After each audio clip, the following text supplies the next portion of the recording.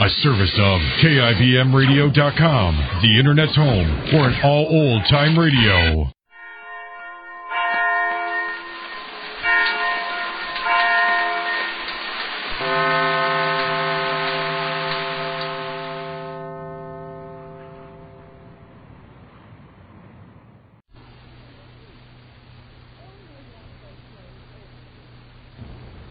The following program is transcribed. For a wash that's deep clean, sparkling clean, use Deep Cleaning Oxidol. Oxidol is deep cleaning. Deep cleaning. Deep cleaning.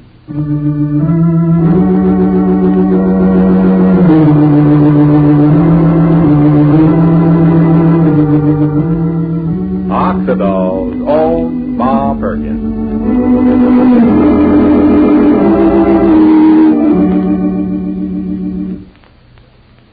Today, let's listen in on a conversation between a mother and her recently married daughter.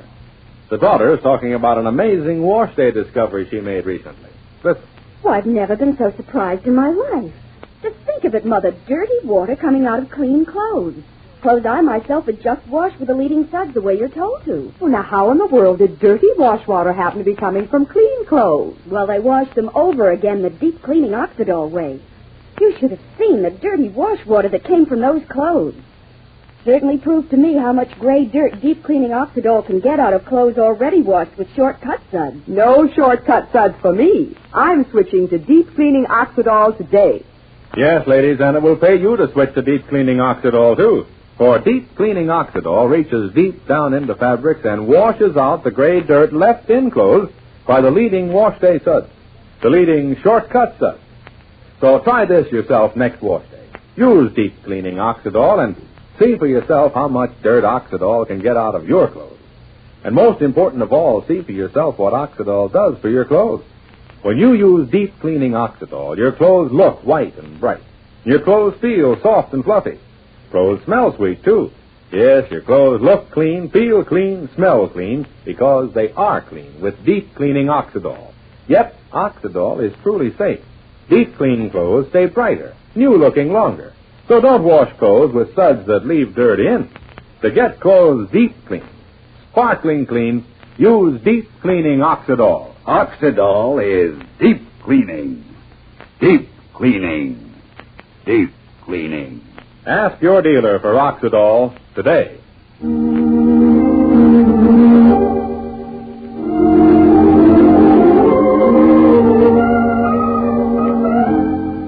And now, for Ma Perkins. Well, now at last, will Ma learn the truth about those deceitful cousins of hers? When Cousin Sylvester proposed marriage to Faye, the truth became more important than ever, that the cousins are no better than swindlers. Ma and the folks have been thwarted at every turn, at least until yesterday, because yesterday Shuffle did learn from Willie. Yes, Cousin Sylvester has taken Willie's life savings for some sort of crooked investment. But of course, Ma doesn't know that yet. Well, it's shortly afternoon now, and Ma's just entering the house. Listen. Is that you, Ma? Yes, Faye. Oh, I was beginning to wonder where you were. It's almost 1 o'clock. Cousin Ed called up from the lumber yard. Oh, hi, Ma. Hello, dear. Cousin Ed said he and Sylvester take turns going to lunch. Where were you, Ma? Where's Shuffle? We've been at Evie's. The Shuffle won't be here. Paulette have her lunch? Oh, yes, almost an hour ago. She's outside someplace. Well, what happened, Ma? Did you learn anything from Evie? Oh, wait. Here, sit down. I'll get you your lunch. We didn't learn nothing. I ain't very hungry, Faye. Did you make tea? Oh, no, but I'll make it now. What do you mean you didn't learn anything? Was Willie there? Shuffle was there ahead of you, wasn't he? Tell me, Ma. There's nothing to tell, child. Yes, Shuffle was arguing with Evie when I got there. Evie was just like she's been this past month or more. She don't like folks asking questions about her business. We didn't learn nothing. On the way home, Willie was coming along the street. Shuffle stopped to talk to him. Oh, that Evie. She can be so obstinate when she decides to be. Did you say anything to Evie about me, Ma? About Sylvester and me? No, I didn't, Faye, child.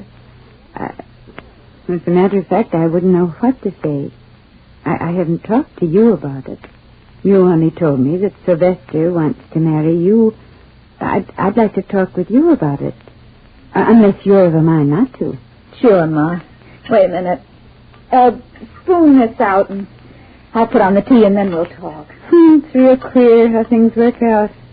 When me and Shuffle and all of us have been trying to learn if the cousins are some kind of crooks, taking Willie's and Evie's money and lying about it. And at the very same time, I learned the nicest thing that I could learn about Cousin Sylvester. That he likes my face so much. That's a testimonial on his behalf, is it? Oh, Ma, you're very sweet. Here, sit down. And you know, that's so true about the girl herself. I mean, a man can be almost any sort of man, but the minute it becomes obvious to the girl that he's serious about her, she can't help thinking about him very seriously. Is that the only way you feel about Cousin Sylvester, Fayechild? Interested in him only because he's interested in you? I just don't know, Ma. I certainly don't think I'm in love with Sylvester. Not the way I was in love with Paul. Not the way I felt about Andrew. But on the other hand, maybe it's I myself who've changed. Maybe what I'm looking for is not romantic love, but, just to get it over with. By which I mean get married, stop feeling at such loose ends. I don't want to wait much longer, Ma. Paulette will be too grown up. The adjustment would be too difficult for her. And I do want to get married. Maybe I'm sort of lonely, too. It's real hard for me to believe that you've changed so very much, Faye. That you'd get married to anybody just because you got this idea that you should get married. I always think of my Faye as a girl who loves with her heart as well as her head. But don't we grow up, Ma? Get older and more reasonable? And I believe that I'm an affectionate person. After I know somebody long enough, it's just my nature to like them very much. Sylvester or anyone. Until now, of course. I mean, until Shuffle began making me look at Sylvester so, sideways. You know what Shuffle thinks Sylvester's after, Ma. What Sylvester's after? Shuffle says it's my inheritance. The money. The money Paul left Paulette and me. Oh. One thing you gotta admit about Shuffle, he comes out plain and straight with what he thinks. Your money. Why, the thought just never crossed my mind. The cousins trying to get everything, well, that just fits in with everything else that Shuffle believes. He believes that Sylvester took Willie's and Evie's money. He believes that they're in town only to get what they can from all of us. Yes, Shuffle has been telling us right along. Why, does Cousin Sylvester even know that you got that inheritance? Oh, he knows all right.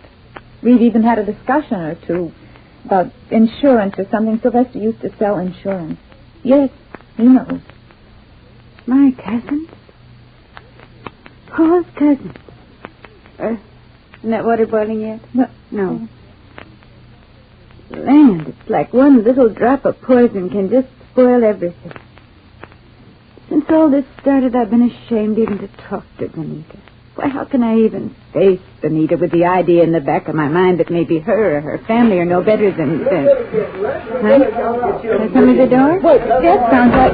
Say, was that Willie? It's Willie and Shuffle, Ma. Hello. Willie and Shuffle. For heaven's sake, Shuffle, will you let go of my arm? I'm black and brown from where you've been grabbing me. Listen, I haven't had my lunch yet. I know.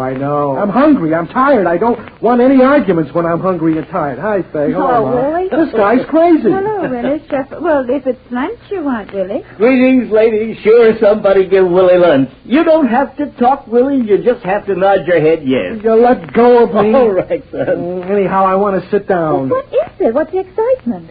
Well, Willie, do you really want lunch? Well, here, I just set this in front of Ma, and she hasn't even touched it. You take it, Willie. I'll set you another plate, Ma. Oh, thanks, Faye. This guy is crazy, absolutely crazy. You hear me, Shuffle? You're crazy. Oh, well, what is it, Shuffle? Why are you standing there looking like...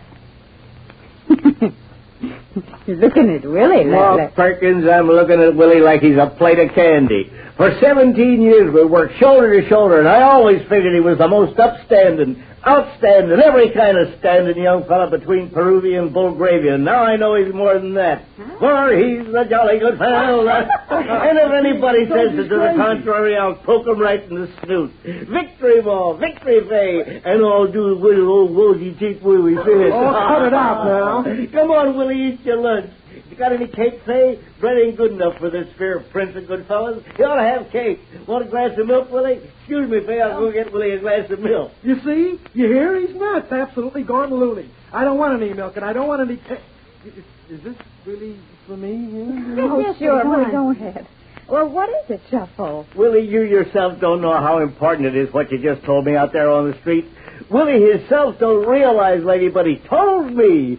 Willie, you can't deny that you told me. I told you what? I don't even know what you're talking about. Willie Fitz has told me, folks, or words to that effect, that him and Evie took every cent they got in the world, their savings account, their life savings, and they gave the money to Sylvester to invest it for them. No. Shuffle, I told you it was a secret. I told you that Sylvester said we can't tell anybody. Is that why you dragged me here? Well, why is everybody looking like I got two heads or something? Did you hear it, Ma? Did you hear it, Faye? What he just said? Oh, Willie. Then it's true. My cousin. Pa's cousin. Our own cousin.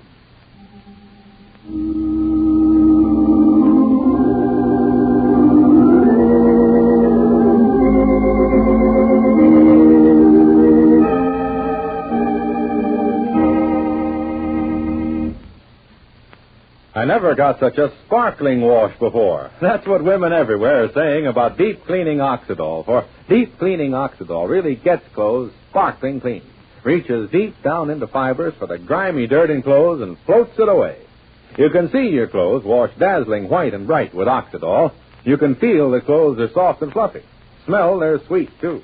Yes, clothes look clean, feel clean, smell clean, because they are clean with deep cleaning Oxidol. So for a wash that's deep clean, sparkling clean, get deep cleaning Oxidol at your dealers now in the same familiar Oxidol package.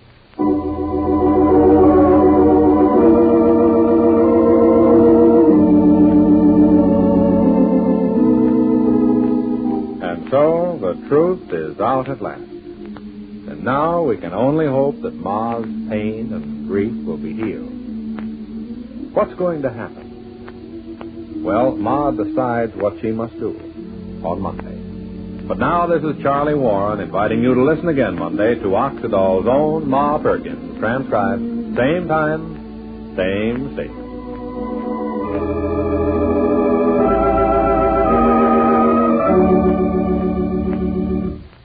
For a wash that's deep clean, sparkling clean, use deep cleaning Oxidol. Oxidol is deep cleaning. Deep cleaning.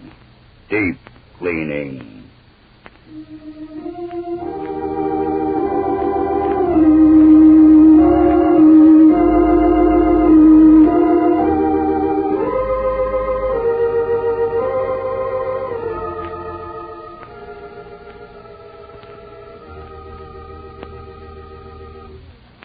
The Jack Benny Program, presented by Lucky Strike. American. Fine tobacco is what counts in a cigarette. And today, tomorrow, always. LSMFT. Lucky Strike means fine tobacco. LSMFT. Lucky Strike means fine tobacco. Yes, fine tobacco. Year after year, at auction after auction, independent tobacco experts can see the makers of Lucky Strike consistently select and buy that fine, that light, that naturally mild tobacco. Fine, light, naturally mild tobacco. No doubt about it. Lucky Strike means fine tobacco. And in a cigarette, it's the tobacco that counts. So for your own real deep-down smoking enjoyment, smoke that smoke of fine tobacco, Lucky Strike. So round, so firm, so fully packed, so free and easy on the draw.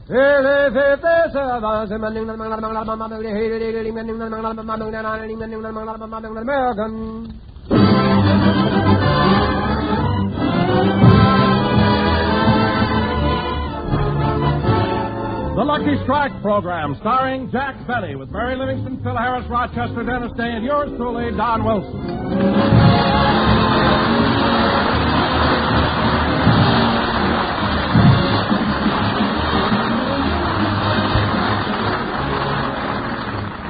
Ladies and gentlemen, last week Jack Benny fired his quartet, the Sportsmen. A few minutes later, his sponsor, Mr. Rehire, called from New York and insisted that Jack rehire the quartet. Jack stood his ground and, in no uncertain terms, said, But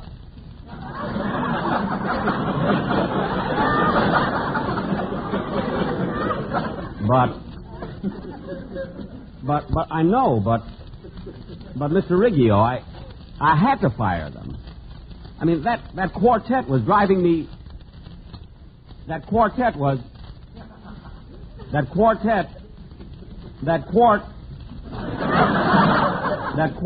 Help me in, Jackson. Quiet.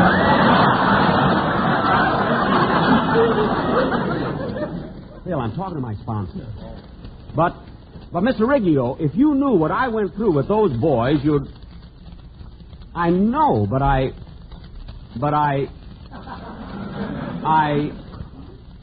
Take back your rumba. Your samba. Mary! Now, Mr. Rehire, I know how you feel about the quartet. I know you want them back. But I don't quite agree with you, so I'll have to think it over. What? I thought it over. Yes. Look how white he is. Well, all right, Mr. Rehire. I'll see what I can do. Yes, sir. Goodbye. Mr. Rehire thinks he can frighten me. He's mistaken. He didn't frighten you, huh? Of course not. I know my rights, Mary. I got a contract to work for Lucky Strike for 3 full years. And he can't tell me what to do about the quartet. I remember Clause 8 about picking talent. Don't forget Clause 9 about picking tobacco. What? And you ain't gonna look so cute in that old straw hat, Buster. Phil. LSFE Boone, LSFE Boone. Now look. Yes, sir. You bet. Why, sure. I've been smoking Lucky Strike for nigh on 3,000 years. Damn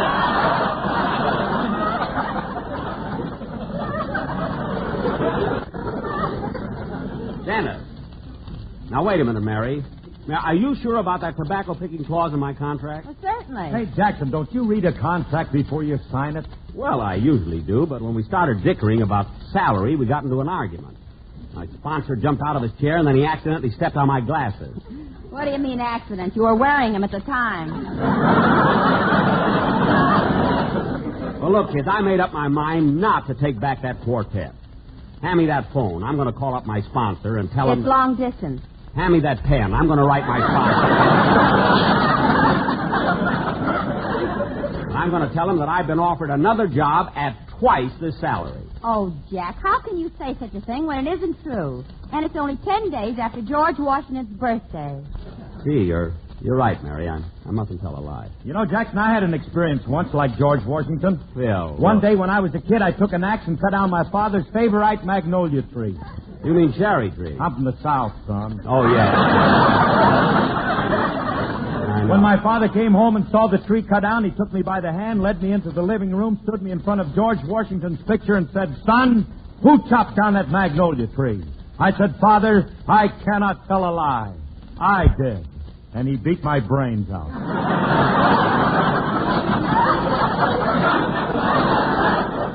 What? So go be president. Well, I'm going to tell the truth no matter what happens, and I'm still not going to rehire that quartet. But, Jack, if you get fired, what'll happen to us? I'll have to go back to my old job. Oh, don't worry, Mary. You'll still be working for me. Holy smoke, do you own the May Company, too? Well... Gee, May Benny. Dennis, now stop. Now cut it out. This is serious. I'll say it is, Jack. If you lose your job, we don't work. And if we don't work, you don't eat. I don't eat. Take the line, if we don't work, we don't eat. Now, you I'm not worried about. You could lose 20 pounds a day, live to be 108, and they'd still have to bury you in a Quonset hut. So go be president. I mean, go sit down. Now, Dennis, it's time for your song. Come on, let's have it. Okay. My uncle lives in a Quonset hut. He does? Yeah. All right, Dennis, your uncle lives in a Quonset hut. What's the joke? No joke. I just thought you'd be interested. Dennis, don't waste time with idle conversation. Now, let's have your song. His uncle lives in a Quonset hut.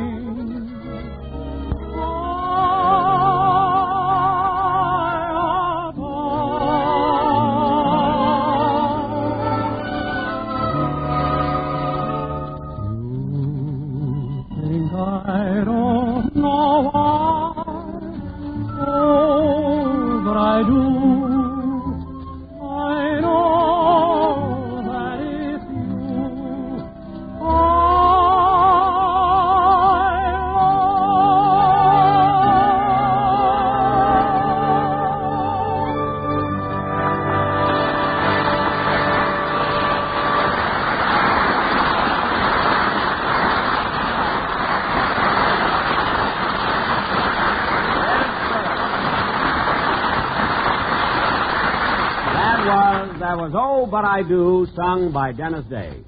And now... Now what? I don't know, Mary. This quartet thing sure has me worried. You didn't even compliment me on my song. Oh, I'm sorry. It was very good. Then why are you sorry? Dennis, he didn't mean that. Jack's very upset. This isn't the first time he forgot to compliment me. What? He hates me because my uncle lives in a Quonset hut. Dennis, don't be silly. Nobody hates you. And, hey, wait a minute, Dennis. Wait a minute. Maybe you could help me. Huh? Well, you sing, and if you could get 3 other singers, we could form a quartet. I have 2 brothers that sing. Say, that makes 3. See, if you only had another brother. Well, I could talk to my parents, but I don't mean that. Anyway, I don't know. I've got to think of something. You know, Jack, before I became an announcer, I was a singer. I know, Don, but I need a quartet. Quartet? What are you laughing at? If Don had a mouth over each one of his chins, you'd have the whole Johnson choir. Mary, this is no time for jokes or remarks like that either.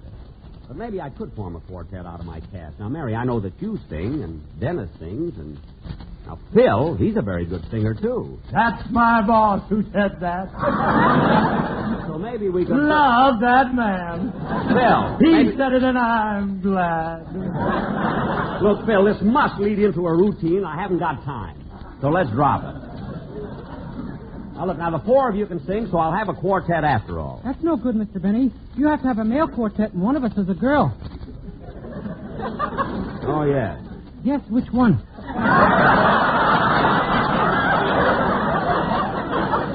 I know, Dennis, I know. Believe me. I'm sure of one thing.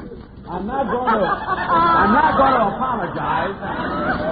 I'm not going to apologize to the Sportsmen, even if I do have to pick tobacco. Don't you worry about it, Jackson. Phil, he ain't going to let that happen to you. What? I got my own show. You can come to work for me. You know, I may have to at that. Say, Phil, if I did go on your show, what would you pay me? The same thing you pay me. Why, you no good, cheap, chiseling hand.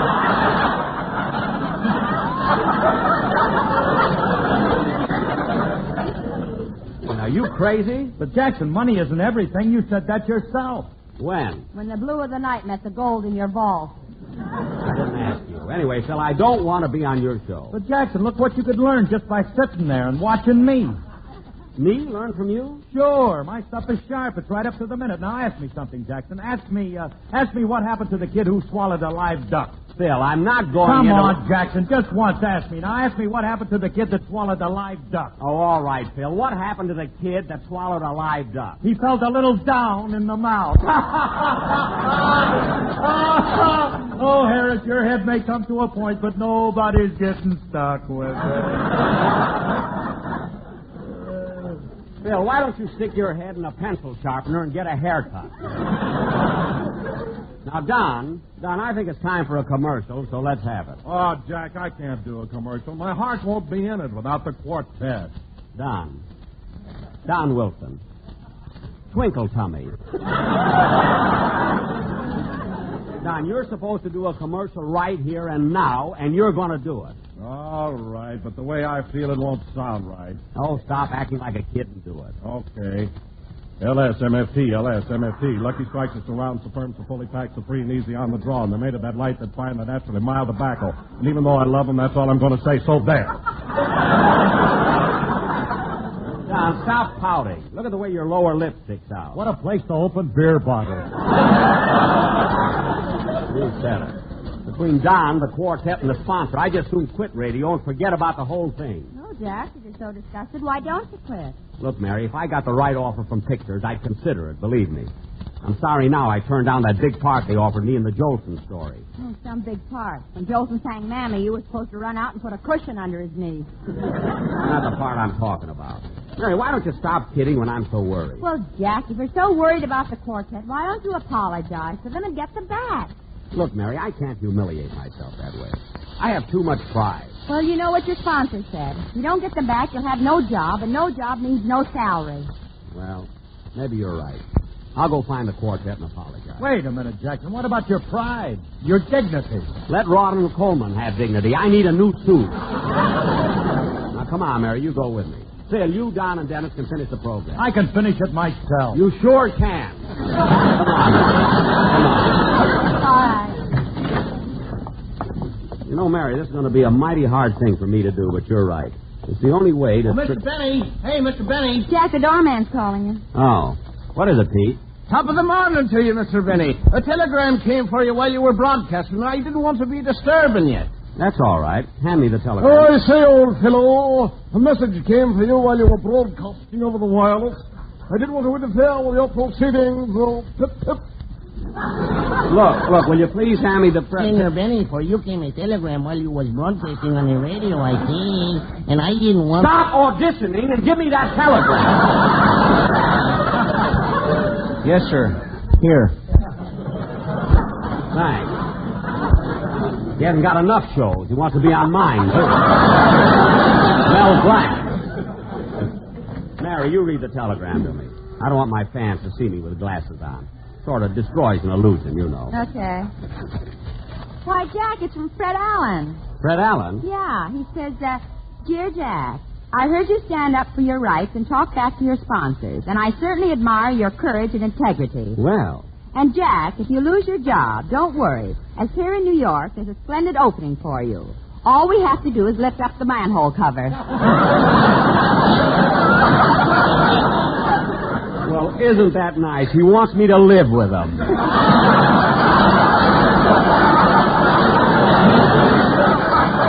Come on, Mary. The car is right out in front.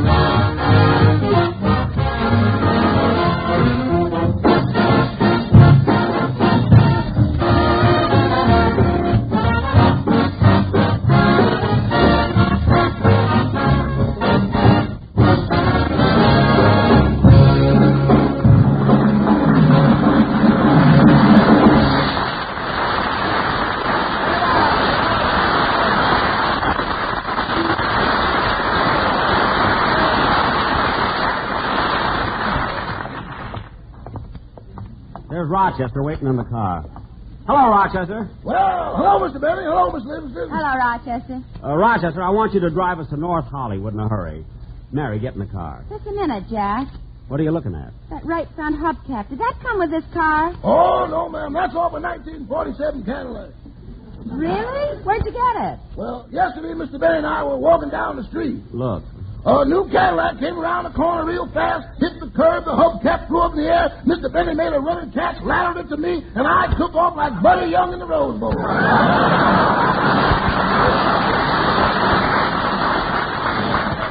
Come on, Mary, get in the car. Okay. She's got backbones and butter beans, ham hocks and turnip greens. You and me in New Orleans, and that's what I like about Rochester, now. turn that Did off. I tell you about the place called Duan City? It makes us Mary, next time don't slam the door so hard. It turns on the radio. You know, I feel sorry for the South. First the boll weevils, now Phil Harris. I don't know which is the worst of the two weevils. That was a good one, boss. Oh, Rochester, do you really like that? No, but tomorrow's payday, and I don't want to have another jewel in the sun.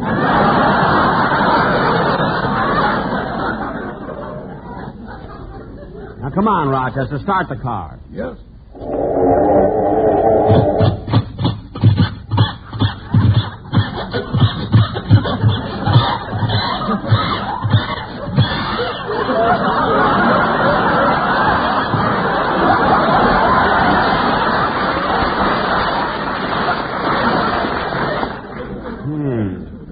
Try it again, Rochester. Okay.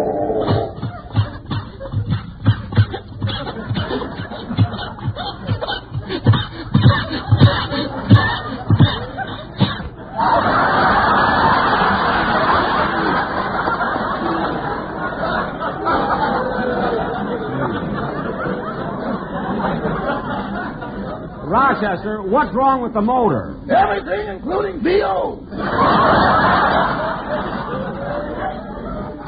Well, roll down the window and try it again.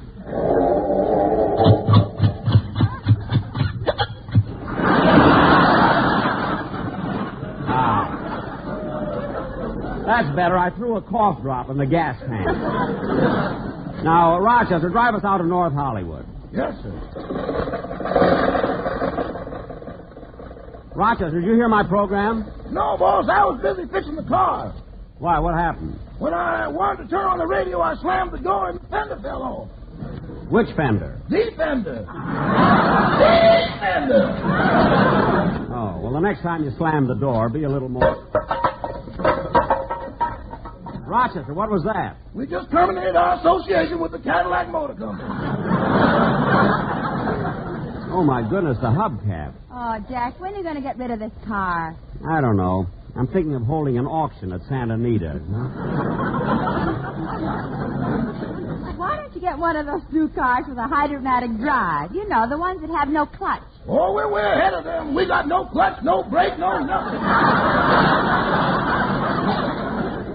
Rochester. If Nora Prentice ever rode in this car, she'd say plenty. Look, just keep driving, will you? Say, Rochester, if this car has no brake, how do you stop it? There's a hole in the floorboard, and I wear spiked shoes. Well, better start dragging them. There's a red light. Oh, Martha. Martha. What is it, Emily? There's Jack Benny again. Oh, yes. My, but he's handsome. Every time I see him, my stockings begin to crawl. Oh, Martha, you're acting like a silly girl. Don't be such a prude, Emily. You will have to admit that Mr. Benny is one of the most romantic men in Hollywood. Well, maybe so, but I'm still loyal to Francis X. Bushman.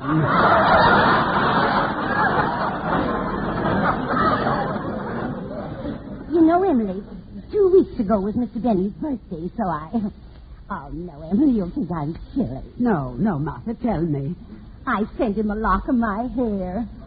Oh, Martha, you think he received it? He must have. Look, he's wearing it. Oh, Emily, I think Mr. Benny is looking at it. So he is. Oh, darn it. I wish I'd worn my bare midriff. Rochester, the lights changed. You can go.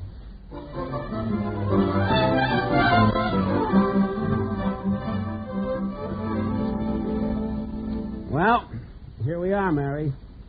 Gee, I hate to go in there and apologize to the quartet. Oh, Jack, it's nothing. It'll all be over in a few minutes. I know, but how can you talk to them? All they do is hum and sing. Oh, come on. Let's get it over with. All right, here's the door. There's the Sportsman. Well, go ahead and ring the bell. Okay. Bong, bong, bong, bong. Hello, fellas.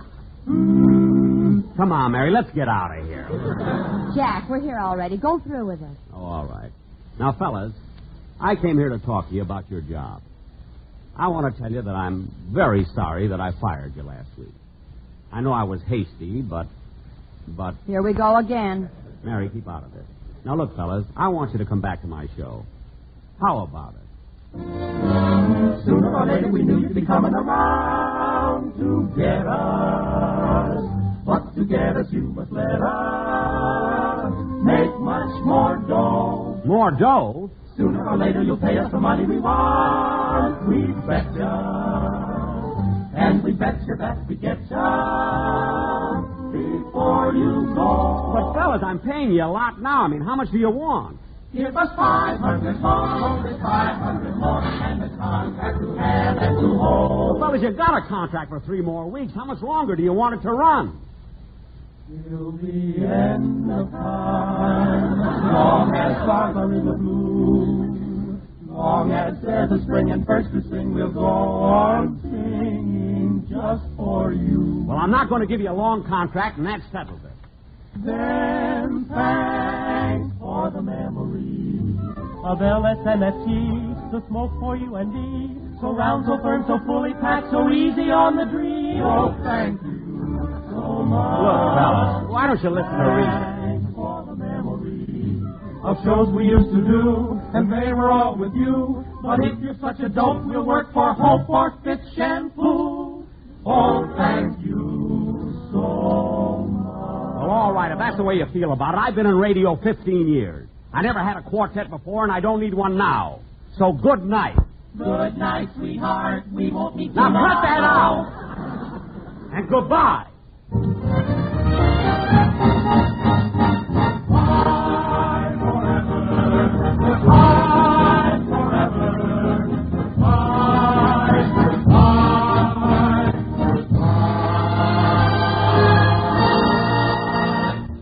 Jackson, goodbye.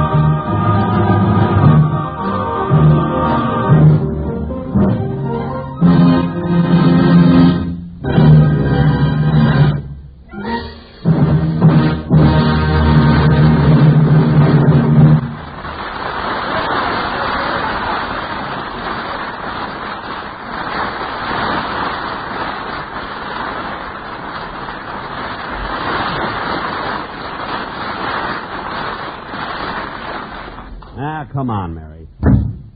Well, Mary, I tried. I apologize, but did they listen? No. I got to get them back. I don't know what to do. What'll I do? What do they do on a rainy night in Oh, Rio? quiet. I'll think of some way to get them back.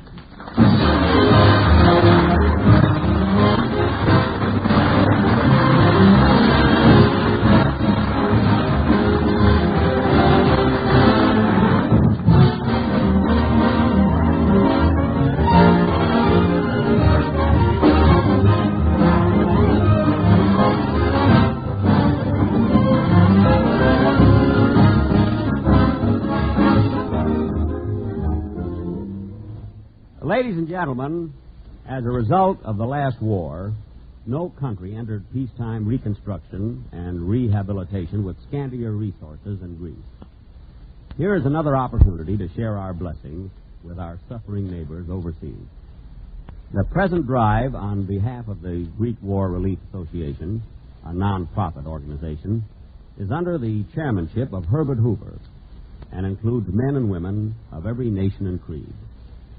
To give aid, contact your local Greek War Relief Association or the Greek War Relief Association, New York, 19, New York. Thank you.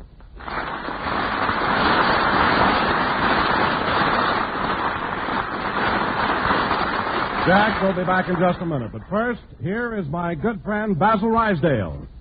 As you listen to the chant of the tobacco auctioneer, remember, LSMFT.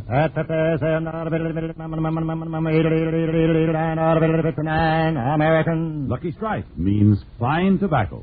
And in a cigarette, it's the tobacco that counts. When it comes to tobacco, Mr. Sidney Curran of Oxford, North Carolina, speaks with authority because for 25 years he's been an independent tobacco expert.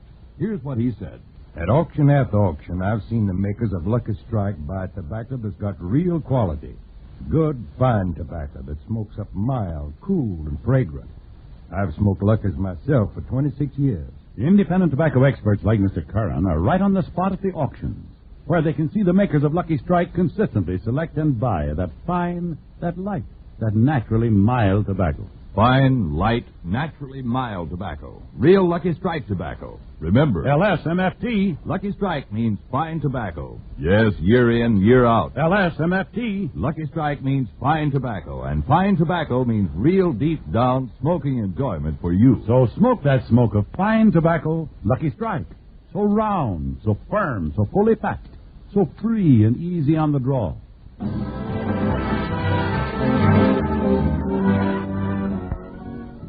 I'm sorry, Mr. Riggio, but I did all I could. I went to the quartet and I apologized to them. Now, just a minute, Mr. Riggio. I've listened to you long enough. Now, you listen to me. If they want to come back, they can come back.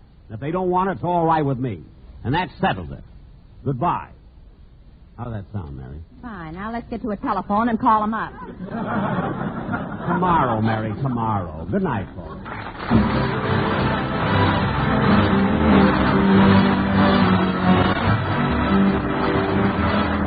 This is NBC, the National Broadcasting Company. Good health to all from Rexall.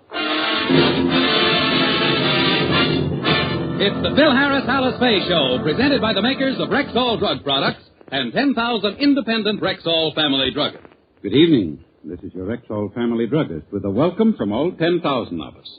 The 10,000 independent druggists who have added the word Rexall to our own store names and placed the famous orange and blue Rexall sign on our windows.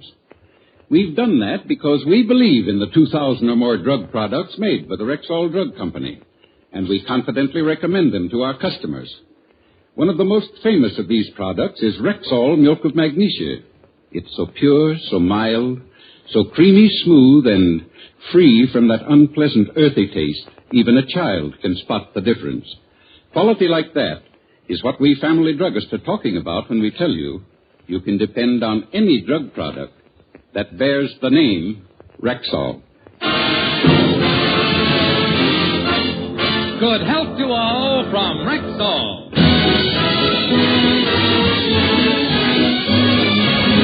And now your Rexall family druggist brings you the Phil Harris Alice Faye Show. Written by Ray Singer and Dick Chevrolet with Elliot Lewis, Walter Tetley, Robert North, Janine Roos, Ann Whitfield, Walter Sharp and his music. Yours truly, Bill Foreman, and starring Alice Faye and Phil Harris.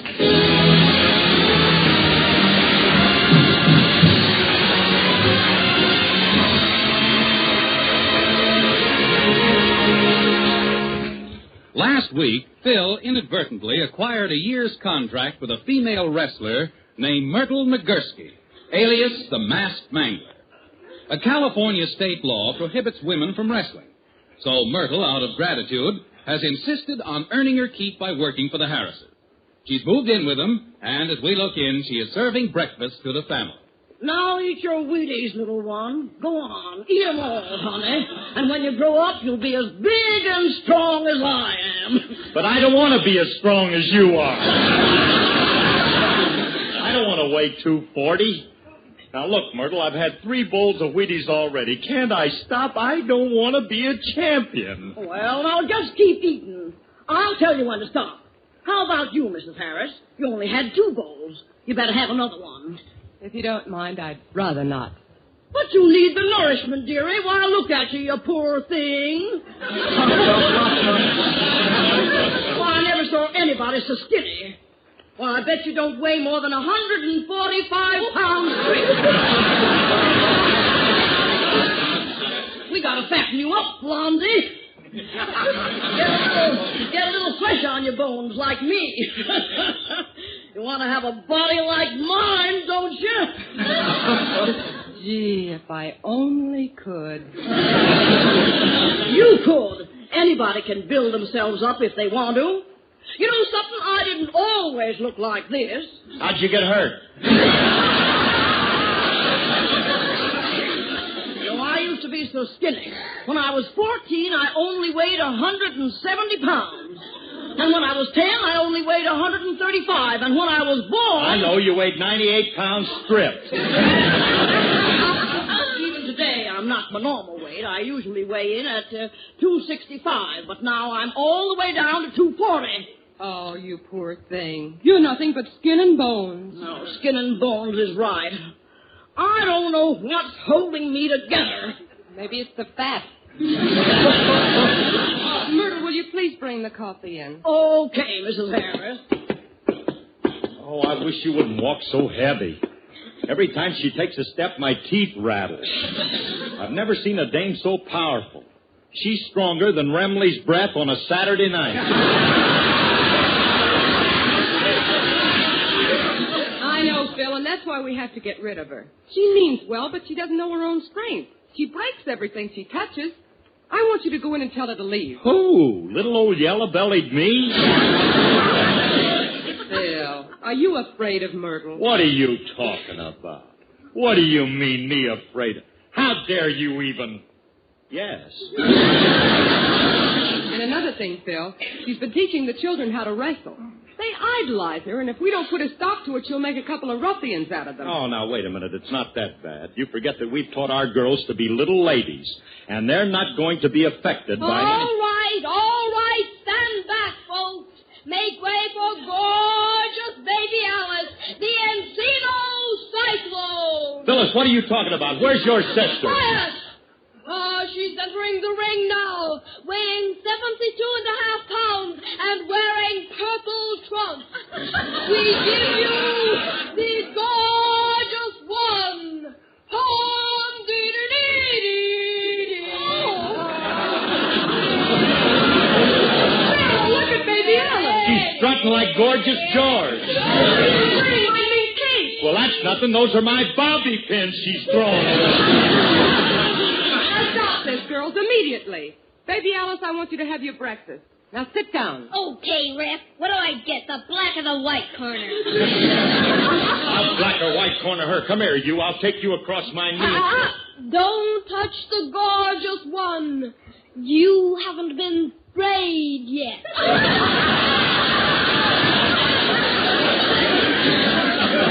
don't stand for any more of this.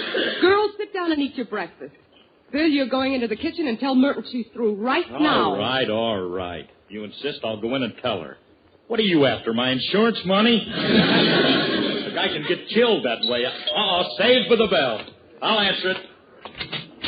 Oh, hello, Frankie. Hi, Curly. Hey, you look a little pale. What's the matter? Frankie, I'm about to go into that kitchen and commit suicide. Oh. I knew Alice was a lousy cook, but I didn't think she was that bad. Let me stop saying things like that. Alice's lousy cooking has nothing to do with it. Well, it's about Myrtle. Oh. And how is Miss Nagurski, girl moose? Well, she looks a little neater since we took her antlers off. She can get through the doors now. Look, Remley, I'm glad you're here because, kids, you can help me. Look, Myrtle and Alice don't get along together, and it's up to us to throw that dame out. Okay, you grab Alice by the shoulders, I'll grab her by the feet. Not Alice. Myrtle's the one we have to throw out. Curly, are you crazy? You realize Myrtle could take our two heads and crack them together like eggshells? Yeah. She could break every bone in our bodies. Cut it out!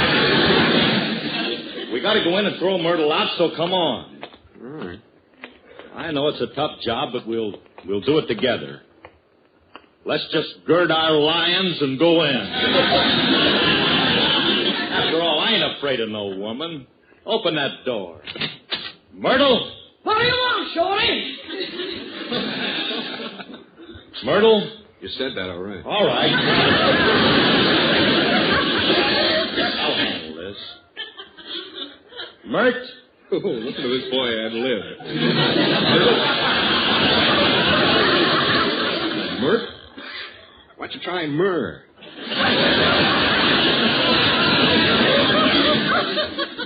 Myrrh?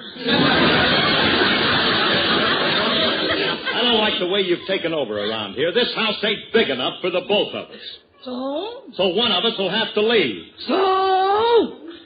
So will you please come up and help me pack my bag? Me around here. What's the beef, Curly? Well, I'm just thinking of you, Myrtle. Housework isn't for you. Oh, you think I ought to be doing something a little more dainty, huh? Well, yeah. You should be something that fits your personality. Like a sand hog or a steel or a cornerstone for a skyscraper. Mr. Harris, we got a year's contract. And that contract says you got to keep me busy. Now, I don't care if it's in the house or out of the house, as long as you keep me working. Well, wait a minute now, Myrtle. Look, you mean if I find you a job someplace outside that you'll take it? Yeah, if you want me to go. Get your hat and coat, Myrtle. Let's be on our way. Look, Remley, this is a cinch. All we got to do is to find somebody else to hire. Yeah. Well, don't stand there, Rem. Out with it. Out with it. Out with what? Now is the time to know a guy. Don't be silly, Curly. I wouldn't wish her on anybody. Besides, I don't know anybody I dislike well enough except Mr. Scott of Rexall. And Curly, I know a guy. Scotty? Yeah. Sure, a lot of Rexall stores put people on for the Christmas rush. Maybe we can get her a job with one of the independent Rexall druggists, huh? Yeah. All right, come on, Frankie. Now, let's get Alice, and we'll take Myrt down to see Mr. Scott. You know something? I troubled her over. I don't know why I'm afraid of Myrtle. Was the preacher afraid of the bear? What preacher and what bear? I'm glad you asked that, Billy Graham. Just happened to have two courses explanation.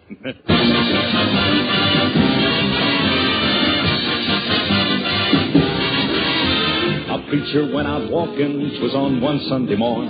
It was against his religion, but he took that gun along. He shot himself some mighty fine quail and one little measly hare. But on his way to be turning home, he met a great big grizzly bear. Now the bear got down in the middle of the road on all fours like a great big toad and looked that preacher right square in the eye. And the preacher looked at him and said, bye-bye. Preacher got up, took out the run. The bear right after that preacher did come, and he run for about a mile. And the preacher sat down and rested a while. Preacher got up, started again. Bear right after him with more vim, and he ran till he spotted a tree. Said, up on the limb, there's a place for me. Bear reached up, made a grab for him. Preacher leaped and he made the limb, pulled himself up and turned about, cast his eyes to the skies, and he did shout, oh, Lord, you delivered Daniel from the lion's den. Also delivered Jonah from the belly of the whale, and then the Hebrew children from the fiery furnace. So the good book do declare, yes, Lord, if you can't help me, for goodness sake, don't help that bear. Just about then, that limb let go, and the preacher come tumbling down. Reached in his pocket, pulled his razor out just before he hit the ground. He hit the ground with an awful bang. It was a terrible sight. That preacher and the bear with a razor in his hair just a cutting left and right. They rolled around on the ground. The preacher was up and then he was down. The bear let out an awful moan and looked like the preacher was holding his own.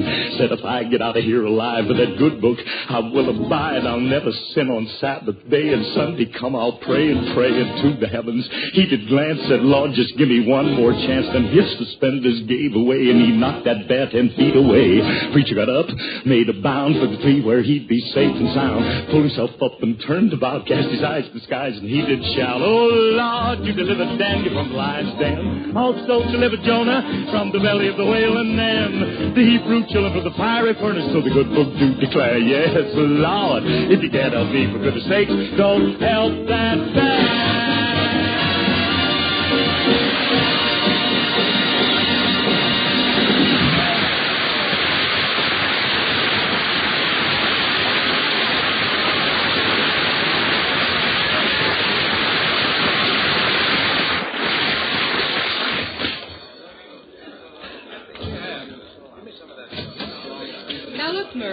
When you meet Mr. Scott, remember he's very dignified, so try to be gentle and ladylike. Yes, please try and be gentle and ladylike, and whatever you do, don't shake hands with them. Every time you shake hands with somebody, their fingers drop off like ripe bananas. Hey, there's Scott over there by the counter. Hiya, Scotty. How do you... Oh.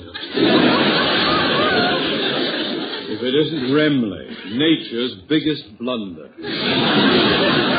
What are you doing here? Well, he came down with us, Mr. Scott. Oh, Mrs. Harris, it's a pleasure to see you. Aren't you going to say hello to me? Well, Mrs. Remley, too.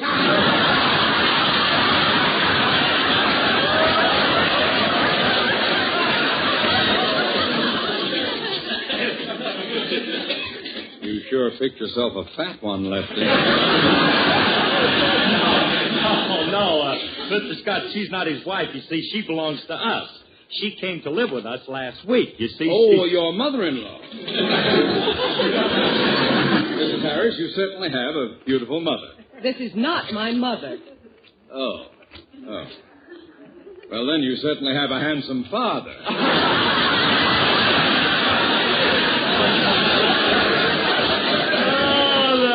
Scotty, you got a terrific sense of humor, hasn't he, Remley? He leaves me cold. Mr. Scott, this is Miss Nagurski. We came down to see if you could please give her a job. Alice, don't plead with her. Let me handle this.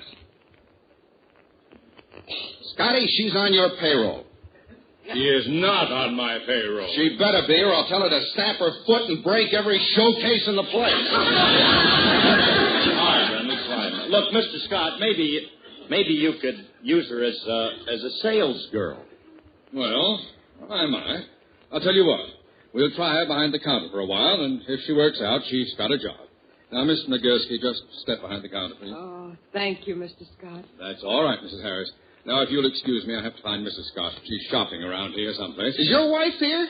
Say, I'd like to meet her, Scotty. I heard a lot about her, but I never had the pleasure of meeting her. Let's keep it that way.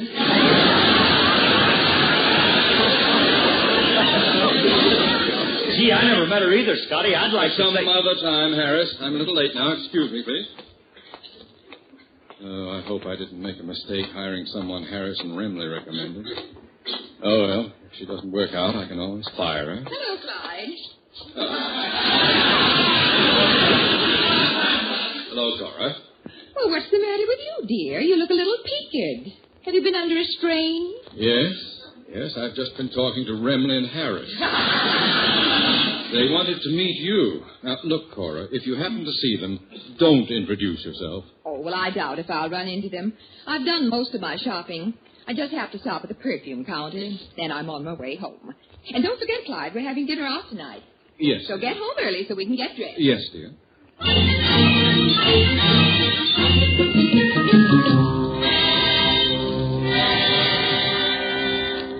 Oh, Phil, this isn't going to work out. Myrtle's had 3 customers in 5 minutes and lost every one of them. She hasn't made a sale, and Mr. Scott's sure to fire, and then... Now, honey, don't get upset. Look, you go over to the soda fountain and get a Coke or a Stinger or something.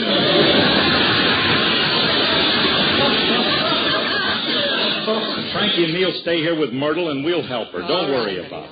I'm sorry I upset Mrs. Harris, but I can't help it if the customers didn't buy anything. If they say they don't want nothing, what am I supposed to do? Well, you can't just take no for an answer.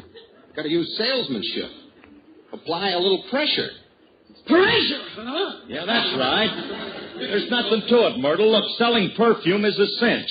Now, look, Myrtle, let us wait on the next person that comes in, and I'll bet anything I can sell the next customer. I'm the next customer, and how much do you want to bet?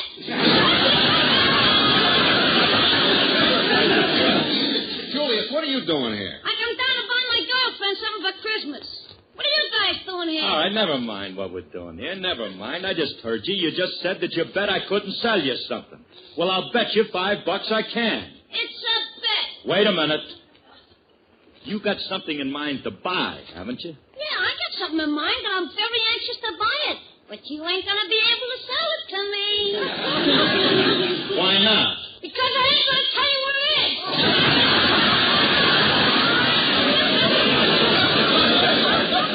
Now, you'll just give me the $5 I just won. All right, hold it now. You're not playing fair. If you tell me what you want, I'll sell it to you because Rexall handles everything. Okay, I'll play fair. That's better. Now, what do you want to buy your girlfriend? A second-hand ferry boat with white wall tires.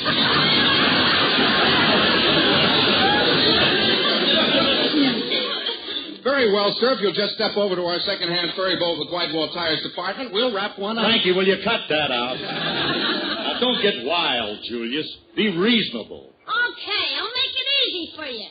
Show me one with regular tires.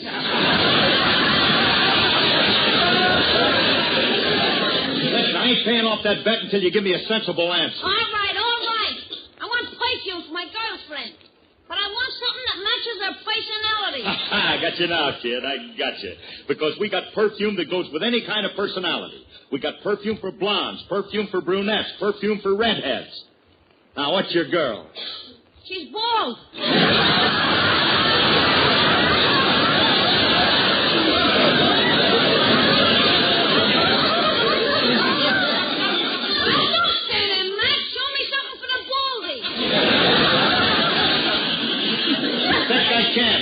Myrtle, wrap up a dram of glow coat number 5. Oh, Curly, you're wasting your time trying to sell this kid anything. He couldn't sell nothing to nobody. Maybe not to you, but I could to a human being. Perfume is the cinch to sell a woman. Why, perfume is a romantic item. All you have to do is to flatter them a little, and then... Pardon me, miss. May I see some perfume? Keep your shirt on, sister. I'll be right with you. Wait. Say, Julius, if I sell this woman, is our bet still on? Yeah, you've been talking big. Let's see what you can do. Okay, watch closely, Merton. You'll see an old master at work. May I please be waited on? Ah, bonjour, monsieur. Eat easy, please. It is a pleasure to serve a lady who has such a beautiful face and such a charming entourage. May I see some perfume? Most assuredly. Something to attract the opposite sex, no doubt. How about a dram of manhunt? You see, that'll get them any time, even out of season. great for attracting young men. I don't want to attract young men. Then how about an ounce of ancient ardor? That attracts old men. I want to attract old men. How about a pound of Red Heart? That attracts dogs.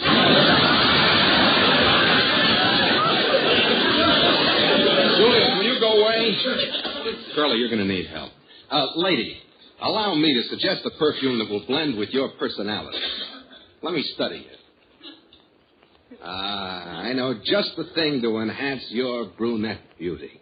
I'm a blonde. Oh, pardon me, I was looking at the roots.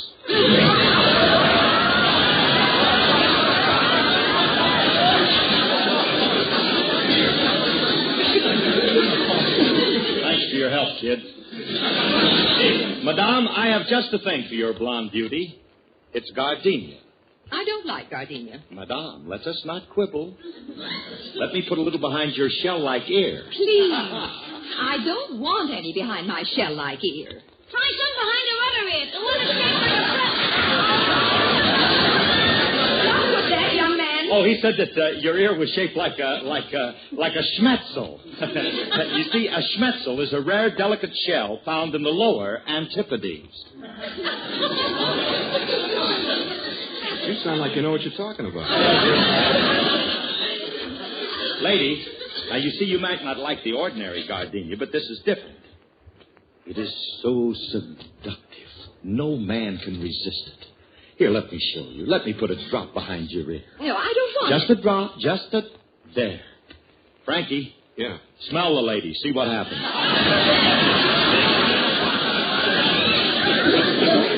Yeah, okay. Yeah, she smells very nice, but... Oh, you beautiful creature. I love you madly. Fly away with me. All right, Remley, wait a minute. It ain't that powerful. Smells nice, but I wouldn't say that it... I'll leave you, darling, and come with me. We'll fly away together to some enchanted South Sea island. Some romantic spot where the palm trees sway. Night and day, in your heart will call you.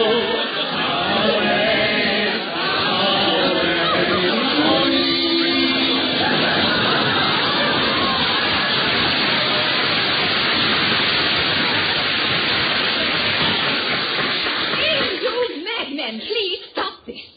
I've decided I don't want any perfume. I'm going to report this to Mr. Scott. Oh, now, wait a minute, lady. Wait a minute. Please don't get excited. Don't call Mr. Scott. That old goat has no sense of humor. What? Look, all I want you to do is to just smell the perfume. I don't want it. Please. I don't want to. Oh, she's getting tough. Well, step aside, Mr. Harris. I know how to handle them when they get tough. Look, sister, my friend said smell it. Now bend over and smell it. Please let go of my neck. Don't press so hard. You're hurting me. Please, stop. Myrtle, let go of her neck. Oh.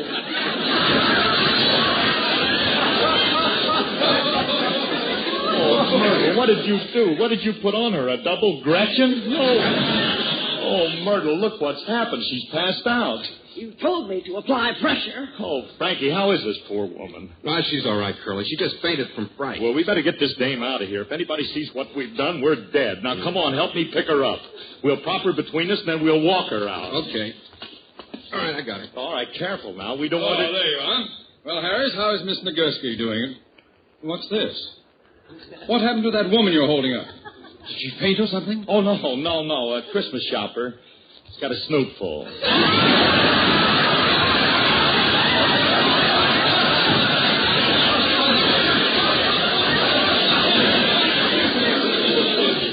Oh, to think this would happen in one of our stores.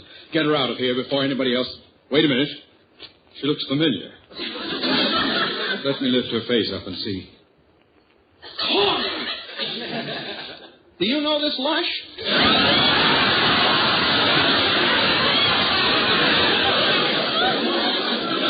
Oh, this can't be. Cora never touched a drop in her life. How could she get drunk? Beginner's luck, I guess. Why, who is this dame? This dame happens to be my wife. Your wife? Oh, no. Mr. Scott, it wasn't our fault. You see, well, you better take her, Scotty, and don't worry, with tenderness, this sort of thing can be cured.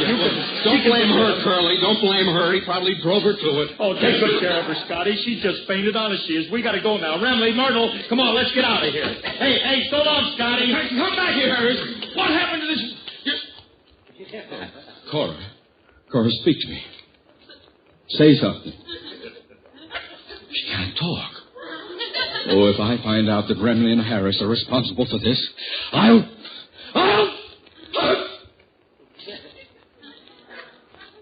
What am I getting sore about? This is the first time she's been quiet in 20 years.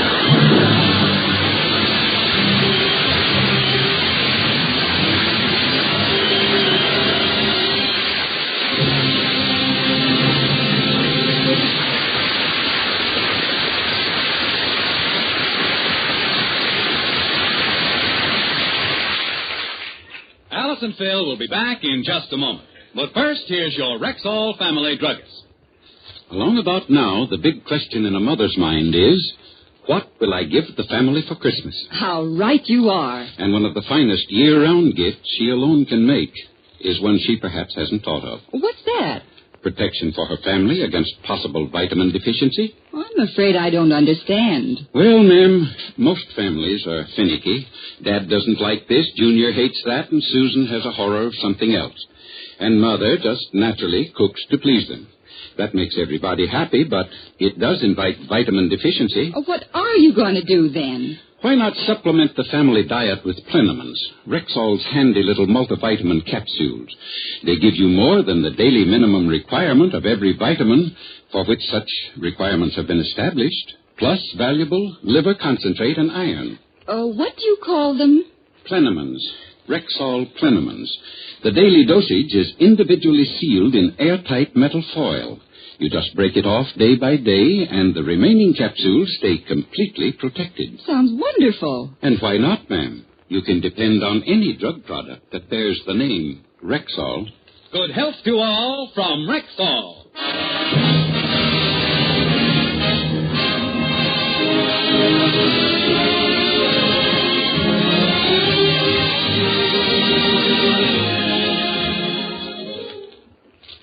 Phil, you mean you spoke to Myrtle and she still refuses to leave? That's right. You probably weren't forceful enough. Oh, the heck I wasn't.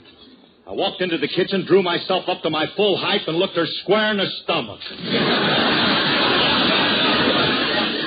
Then I said, look, Myrtle, you've got to leave our house or I'll be forced to forget that I'm a gentleman and eject you bodily. She didn't even answer. She just smiled and patted me on the cheek. What did you say? Nothing. I was too busy crawling around the floor looking for my teeth.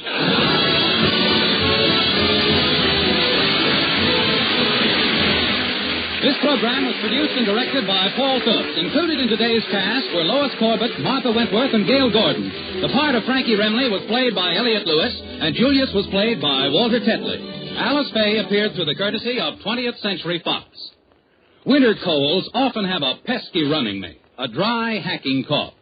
When that happens, try Cherasote, Rexall's famous cough remedy. Pleasant-tasting Cherasote brings double-action relief, soothing irritated membranes and helping to loosen the cough. But if your cough persists, be sure to see your doctor. Ask for Cherasote at the store with the orange and blue Rexall sign on the window.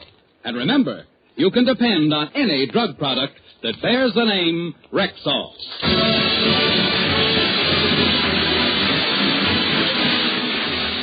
Sam Spade, then two great stars on Theater Guild follow immediately on NBC. Speaking of radio, the Jack Benny program.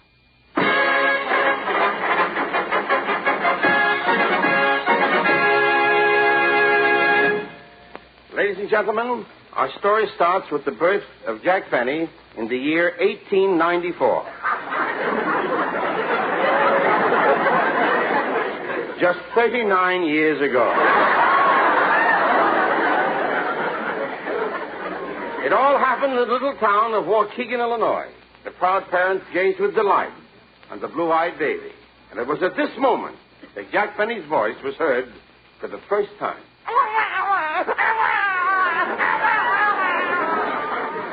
Look at him, Papa. He's so cute. Yes. We'll call him Jackie. Doctor, I want to ask you something. Oh, I know all parents think their children are unusual, but honestly, Doctor, isn't our Jackie different from most babies?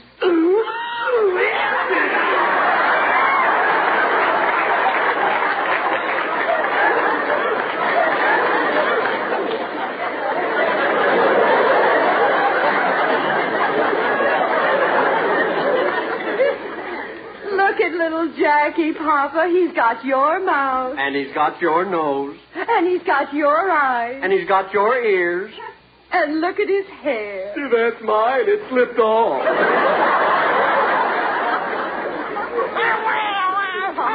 There, Jackie. Quiet now. Now, Mr. Benny, about my feet. Don't worry, Doctor. Just mail your bill, and my son Jackie will send you a check. Oh, thank you very much. Wait a minute. Your son here, Jackie, he's only a few minutes old. How can he send me a check? I don't know how he did it, but he already saved $800.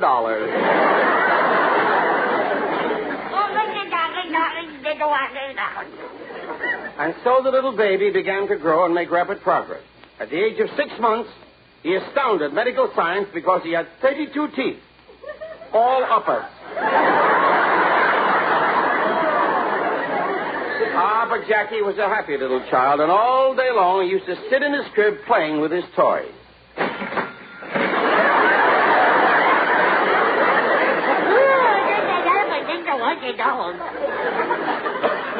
As he grew older, his parents gave him everything he wanted. But Jack wasn't an only child. He had a younger sister named Florence. Today he has an older sister named Florence.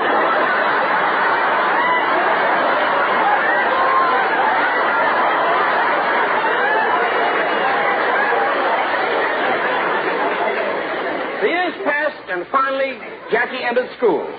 As a student, he was exceptionally bright, particularly in arithmetic. And now for the next question, I will call on Jackie Benny. Yes, teacher. Now, Jackie, if you loan $10 to Albert and $5 to Irving and $15 to Tommy, and they all paid you back at once, how much money would you have? $31. I'm sorry, Jackie, but the correct answer is $30. What about the interest?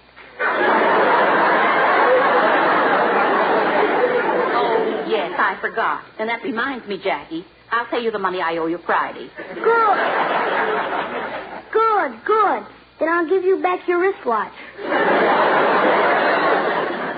It was easy to see that there was something about Jackie that was different from other boys. In his class, there was one little boy who lived near the stockyards.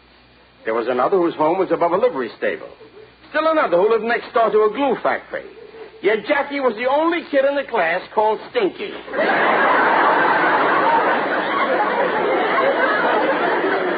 However, somehow he seemed to know that he was destined for a musical career. And for the next few years, he took violin lessons regularly.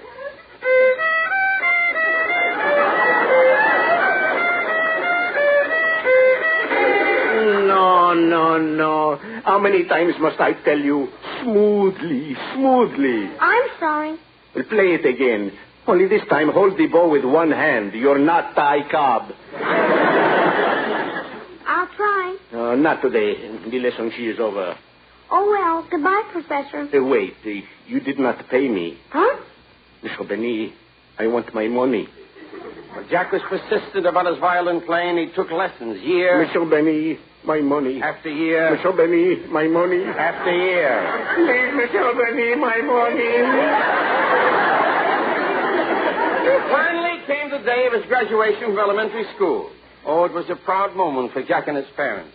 That was the day that he put on his first pair of long pants. They looked kind of bulky over his diapers.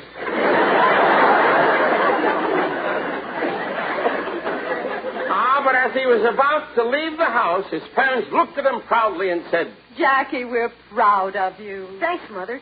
And I'm so excited. Look at him, Mama. Doesn't he look handsome? Oh, he should look handsome. He's got your mouth. And he's got your nose. And he's got your eyes. And he's still got my hair. You'll get it. Let him graduate first.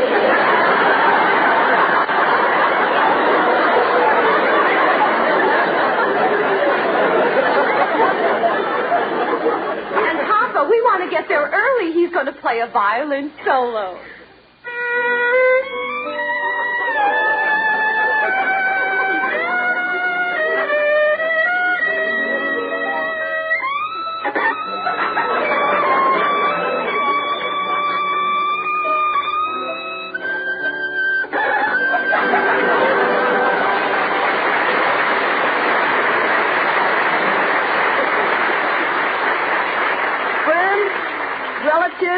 Teachers and fellow graduates, your kind reception to my musical offering has filled my little heart with joy. But I don't deserve all this applause alone. Some of the glory must be shared by my music teacher.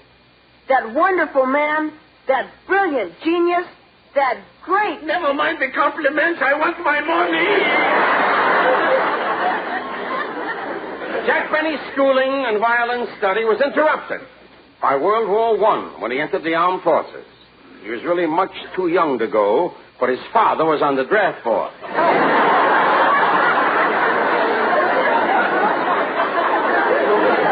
And so, early in 1917, we find Jack Benny no longer a boy, but a man, ready to enter the Navy. Goodbye, Papa. Go already.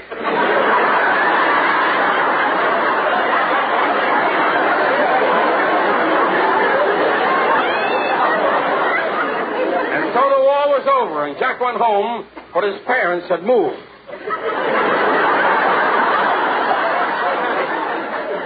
And so he decided on vaudeville as a career. It was about this time that many changes took place in the entertainment world. New innovations had come along, the radio talking pictures. And in one picture called Lucky Boy, a handsome young leading man named Georgie Jessel scored an immediate smash hit when he sang, "One bright and guiding light that taught me wrong from right I found in my mother's eyes. Those baby tales she told. Georgie. That road all paved with gold. Georgie, me. It's my life story. I'm sorry. With the advent of a radio, many new stars were made overnight. And one of the brightest was the man who always opened his show with, "Hello again." From this he became a star? But when Jack realized that he was a big hit on radio, he decided to get his own program. And first he looked for an announcer. He didn't have to look far because Don Wilson was everywhere. So you want to be a radio announcer, eh? Yes, sir. Have you had any experience? A little. Well, before I hire you, I'd like an audition, please. Yes, sir. Listen to this. LSMFT, LSMFT. Lucky Strike means fine tobacco. Very good, very good. Friends, we say Lucky's taste better than any other cigarette. And you have a perfect right to know why we make that statement. Well, we certainly do. So here are the facts. The taste of anything depends on two things. First, what it's made of. Second, how it's put together. Well, that's logical. Now, to get better taste in a cigarette, you must begin with fine tobacco. That's right, there's no substitute for fine tobacco. And don't let anybody tell you different. Oh, I won't. And take your knee out of my stomach. So LSMFT, yes, Lucky Strike means fine tobacco. And so Don Wilson was hired, even though at that time Jack was on for Jell-O. But one of the precious things about Jack's show was the new talent that he always found for it. And he usually met these supporting players in unusual places. For instance, one day while he was shopping... Oh, miss, do you have dental floss? Yes, the May Company has everything. Oh. And say, you have all uppers, haven't you? Hey, you notice everything. You're pretty cute. How about having dinner with me tonight? I'm sorry, but I never let strangers buy me dinner. Good. You're my type. Look, mister, you better stop annoying me. Hey, Mary, you want me to come over there and punch him in the nose? It's all right, babe. I can handle it myself. Yes, and that was how Jack first met Mary Livingston. He took her away from the May Company and made her a star. Then one day, Jack was crossing Vine Street. He stepped off the curb and... Whoops, sorry. I almost tripped over you. I didn't see you. I didn't see you either. I was face down.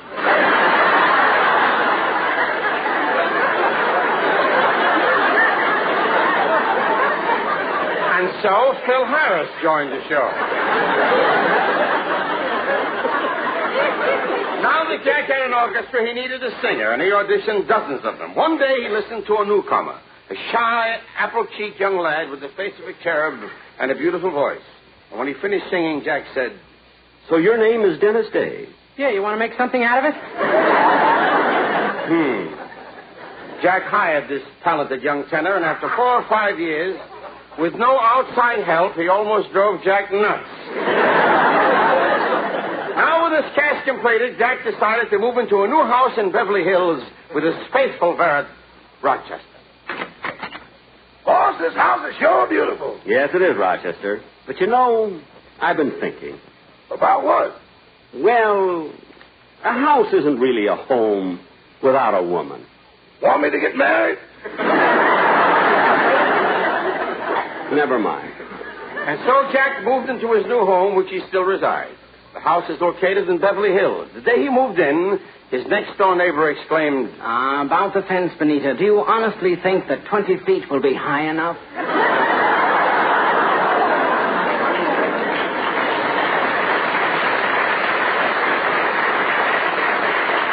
And so, distinguished guests and ladies and gentlemen, that brings us up to the present here at Jack Benny's testimonial dinner. And while we have kidded him tonight about those various characteristics he has assumed on his radio programs merely for the purpose of making you laugh, you who know him best will say of Jack Benny that he is a fine comedian and a fine man. I thank you.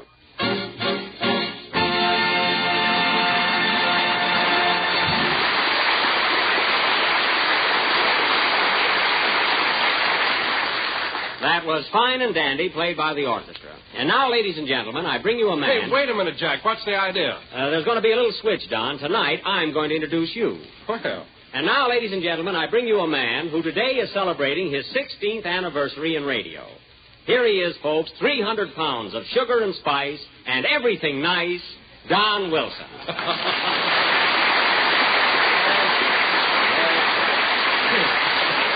There you are, Don. Well, thanks, everybody. And thank you, too, Jack, for that lovely tribute. But really, you didn't have to do it. Oh, yes, I did, Don. Any man who can spend 16 years in radio and never miss a broadcast, a laugh, or a meal deserves an ovation. Today is your day, Don, and nothing is too good for you. Oh, I'm glad to hear you say that, Jack, because for some time now I've been planning to ask you for a raise. I think I should get more money, don't you? What's that, Don? I said I think I deserve more money. You sure do. Well, let's get on with the program. Tell me, Don, I'm sure a lot of our listeners would like to know, how did you happen to get into radio? Were you always an announcer? No, Jack. I started out on an exercise program. I was known as Happy Don the Muscle Builder. Oh, setting up exercises, eh? Yeah, I used to start out the program by saying to my audience, bend over and touch your toes. Yeah. Yes, sir, and then I'd bend over with them. Oh, sure, I can imagine. Now, wait a minute, Jack. I'm still pretty limber. I can bend over and touch the floor right now. Oh, yeah? Don, if you were an old maid, you'd have to go down in the basement, stand on a barrel, and bore a hole in the ceiling before you could look under the bed.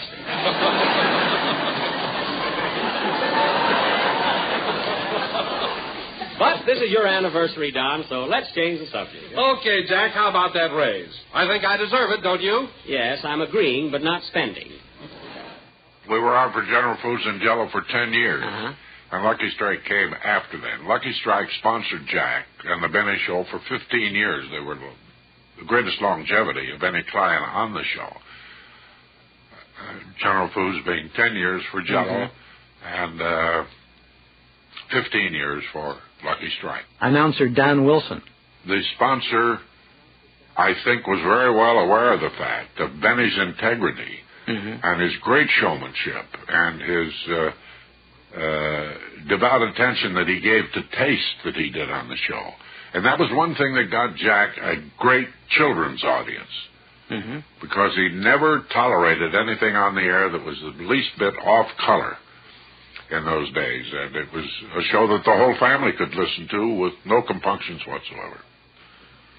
When you started to work for Jack, were you hired by the network or by the agency? Or by Jack, I should I was on staff at NBC, as everybody on the announcing staff had to be. I under their management. But Jack was the man that did the hiring. He negotiated the whole deal. Did he set your salary then, at that time? Well, I guess you would say he did. But Jack had such a reputation of being a skinflint. And all I can say is that the Jack Benny that I knew had all the great attributes of a great human being, such as generosity, tolerance, interest, and he was back of you 100%. So I wasn't as time went on, I wasn't the recipient of his penuriousness that he was so reputed to be on the air. Yet over the course of time on radio and even into television, a lot of the great, of course, this is Jack's character coming out in the shows, but in so many instances, there was so many stories around Don Wilson's salary, which was next to nothing, and how he locked you in a room until it was time for you to sign, until you would sign the new contract at the old salary. That's right. And all of that sort of thing. You have a great memory. You've done a lot of homework, haven't you?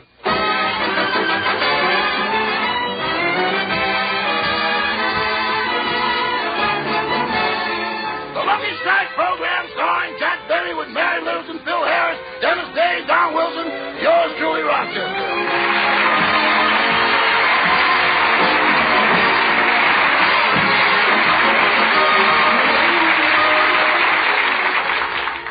Ladies and gentlemen, very few things go on in Mr. Benny's house that I don't know about.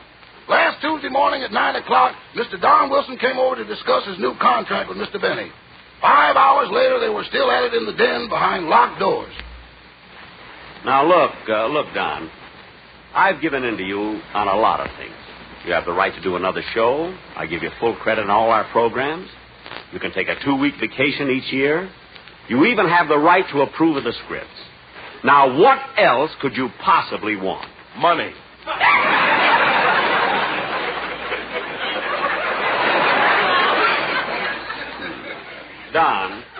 Don, there are things much more important than money. Well, maybe so, Jack. Don, no, wait a minute. You place too much importance on money. Don't you realize you can't take it with you? I know, but I'd like to finger a little of it while I'm here. Oh. Well, Don, everything else in the contract is satisfactory, isn't it? Well, everything except Clause 11. Clause 11? Yes. That's the one that says I'm not allowed to eat during the broadcast. Oh. Well, Don, I had that clause put in because of what happened a couple of weeks ago when you were eating a hamburger during the first part of the show. So what if I ate a hamburger? I did my commercial all right, didn't I? Yes, but your pear-shaped tones came out with onions on them. Remember, you can't do your level best with mustard dripping on your vest.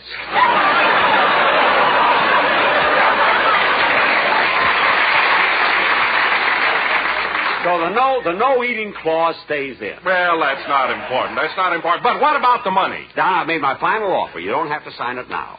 I'll go out and leave you alone so you can think it over all by yourself.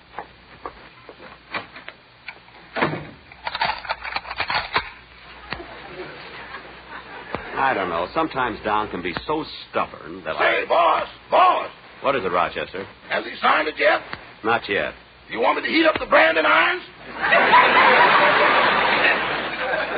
Oh, stop being silly. Anyway, I'm using the hunger treatment on him. It didn't take me long to realize that it was the happiest move that I would ever have the opportunity of taking advantage of, and I snapped at it.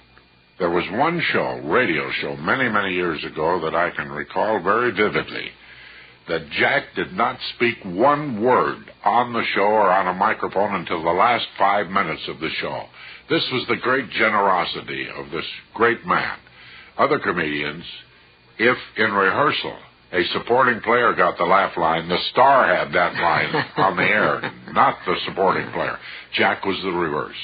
And all but 5 minutes, Jack was not on the air. We talked about him. We kidded him. He sat over with that kind of sheepish expression on his face on a chair to one side, and all the gags bounced off of him, but he never uttered one word, which was an amazing trait, really.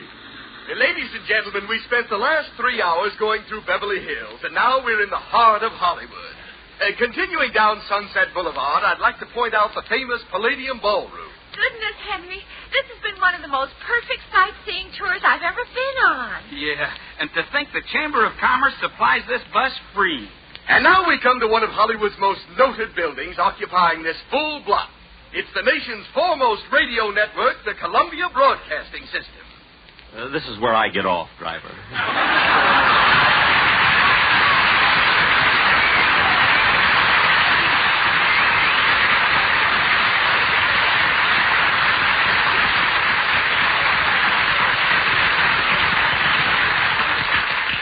Get off here. Open the door, please. What did you say, mister? I said, this is where I get off. Get off? The Chamber of Commerce goes to the trouble of running a free bus so you tourists can see the city, and in the middle of the tour, you want to get off. Open the door, please. But you haven't seen everything yet. From here, we go to Figueroa Street, where we'll pose for a moment in front of a statue of Honest John, the original Ghost Rider in the sky. Open the door, please. Then we pass the City Hall on our way to the Los Angeles Police Department, where you'll see all the officers sitting around a table pointing at each other.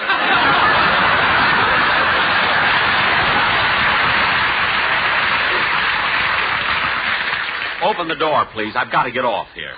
But you haven't lived until you've seen the sun as it slowly sinks its golden rays into the blue goo of the La Brea Target. I've seen it. Now open the door. But, mister! Let him off! Yeah, let him off. That arguing is lousing up our honeymoon. All right, bud. If you're going to get off, get off. Thanks. Driver, I left my script on the bus. Hey, driver!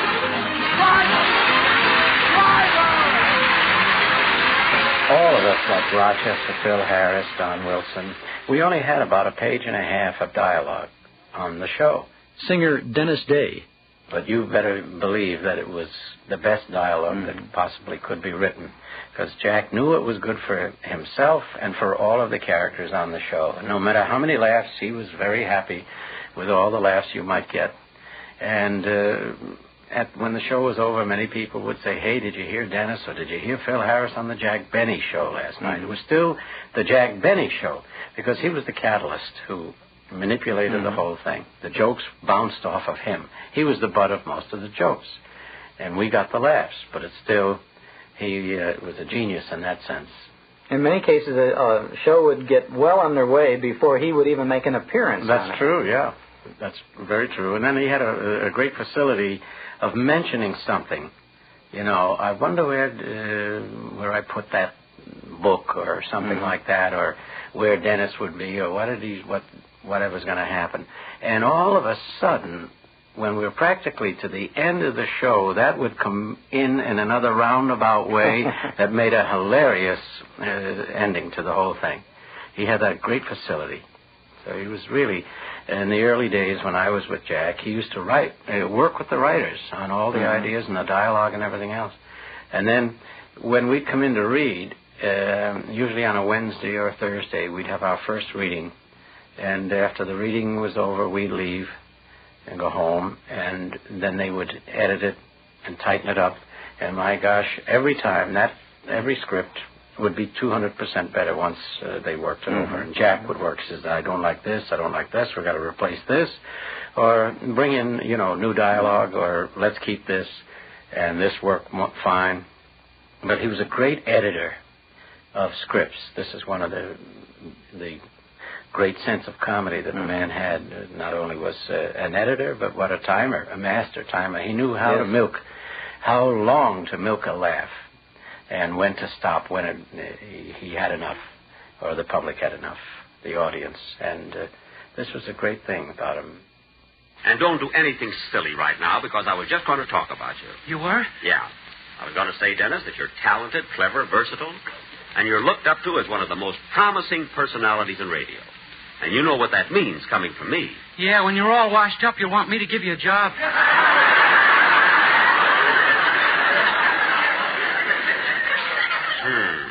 Dennis, Jack really meant what he said, and I feel the same way. You're not only a fine entertainer, but you're modest, considerate, kind, and one of the nicest boys I've ever met. Oh, I can understand it coming from you. Why? You're nuts about me. Well, he was a national institution. I never heard anyone have a bad word to say about Jack Benny. Everyone always loved him. And he was a very kind and very gentle man. This is what's on his tomb. Here lies a gentle man, which epitomizes really what Jack Benny was. A very kind and gentle man. Did you find him that way on that first Jack Benny show? Oh, yes. You did? Yeah, because, I was scared stiff. After all, I'd had no great experience as far as singing is concerned with orchestras or appearing on here is the top radio show in the whole country. And everyone was listening, so I was just very nervous and very scared. And I think that's why they brought in Verna Felton, who played the part of my mother. Was a buffer between myself and Jack until I got more confidence myself on the show. So they used her in the first year, I would say, about probably 16 shows. And then finally I started to get a little more confidence in myself. She was on that quite a bit over the years. Yes, well, they referred to her. Many times she wasn't even on the show, but Jack would refer to her, oh, your mother, and I might say something about she wants me to get a raise, or she was always either a plumber's helper or a carpenter. She was a woman who could do anything. And he would refer to her many times, or I would. And it felt like a living presence was on the show. Hello? That's the door buzzer. Come in. Oh, hello, Dennis. Hello, everybody. Look, Jack, Dennis brought his father with him. Imagine him coming here in his old greasy overalls. How do you do, Mr. Day? That's my mother. She just came from work. How do you do, Mrs. Day? How do you do? Now, remember, Mother, you promised you wouldn't hit him. Hit me? Yeah, there's something about you that brings out the beast in her. Now, Mrs. Day, I don't know what you have in mind, but I'd like to talk to you some other time. Right now, I want to listen to... You listen to me first. All right, and put down that wrench. Now, what is it? Well, Mr. Benny, now that my Dennis is a star on his own show, you must uphold his dignity by giving him more lines, more songs, his own dressing room. And at all times, he must be treated with the utmost respect. Yeah, utmost. Now, look, Mrs. Day. Now, you listen to me. You can run Dennis's life if you want to, but you're not going to run mine. Gee, Mr. Benny, my father wouldn't dare talk to her like that. Your father. What a weakling he must be. Where'd your mother ever get him, anyway? Eastern Columbia, Broadway at night. Gee, they have everything. Now, Mrs. Day, look, I don't want to talk any more about it, and that's settled. All right, if that's the way you feel about it, come on, Dennis, we'll go home. Dennis stays right here. I want to hear the song he's going to do on my program. Very well, but I'm leaving. I'll wait for you outside, Dennis. Goodbye. Gee, she's a character, isn't she? I'll say she is. Now, go ahead, Dennis. I want to hear the song you're going to do. Okay. I have trouble with everybody.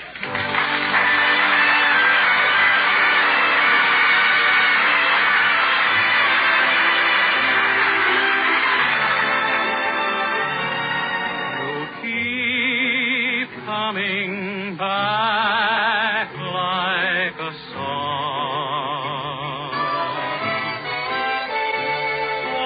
A song that keeps saying, remember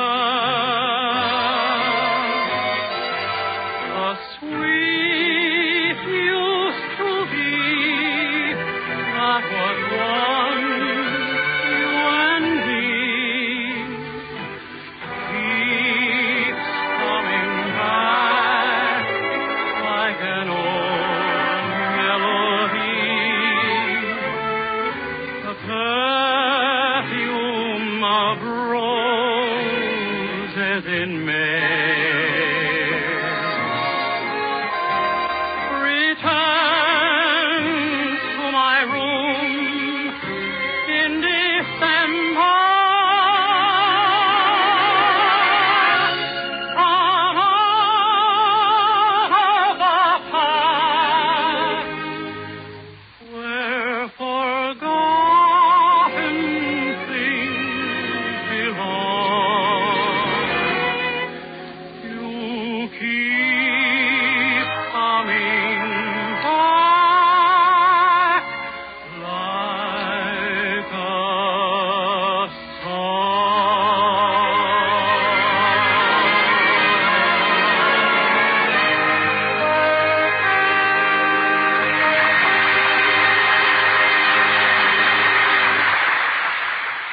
after a while, when I got more confidence, I used to do dialects during World War II. I used to do Rommel popping out of a tank and, Japanese, arigato gozaimasu, do itashimashite. Oh, you bet you. And we do all kinds of dialects and impressions. I did Parker Fenley from the Fred Allen, howdy, bub. All of these various characters. I wonder if Titus Day is at home. He's always so moody. Howdy, bub.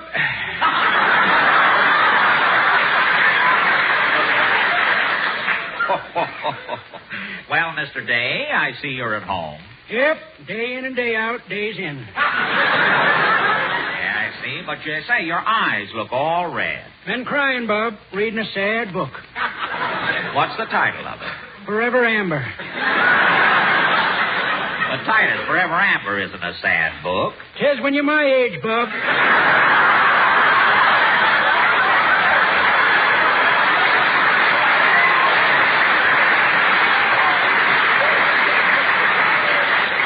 Well, I have a very important question to ask you tonight. Who do you think is the better comedian, Fred Allen or Jack Benny? Well, Bob, that's a moot question. Moot question? Yep. Moot be Allen, moot be Benny. I see. Well, which one do you consider the better comedian? Never hear 'em myself. When they come on, I put my radio out in the hen house. In the hen house? Why? Steps up production. Every time Allen and Benny lay an egg, my hens try to match it. And that really increases your egg production? Did up to last Sunday. What happened last Sunday? All my hens killed themselves straining. So long, Bob. I'll be in the... There's the phone. I'll get it. Hello? Hello, old boy. This is Ronald Coleman. Ronald Coleman? Well, Ronnie, how are you? Splendid, thank you. Good. How's Benita? Who?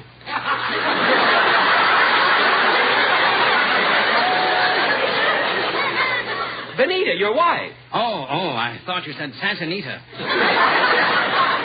Benita's fine. Good. Oh, by the way, Jack, what are you doing tonight? Nothing. Why? Well, Benita and I are having a little party at the house, and we'd love to have you come over. Tonight? Gee, that'll be swell, Ronnie. What time should I be there? Just a minute. I'll ask Santanita.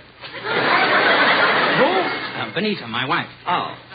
Hey, Phil, what time shall I tell him to be there? 9 o'clock, girl with him. Hello, Jack. Benita says 9 would be fine, and to bring your lady friend with you. You mean my girl, Glecko? Yes, to meet her. Gosh, to meet. Oh, by the way, come over tonight. We...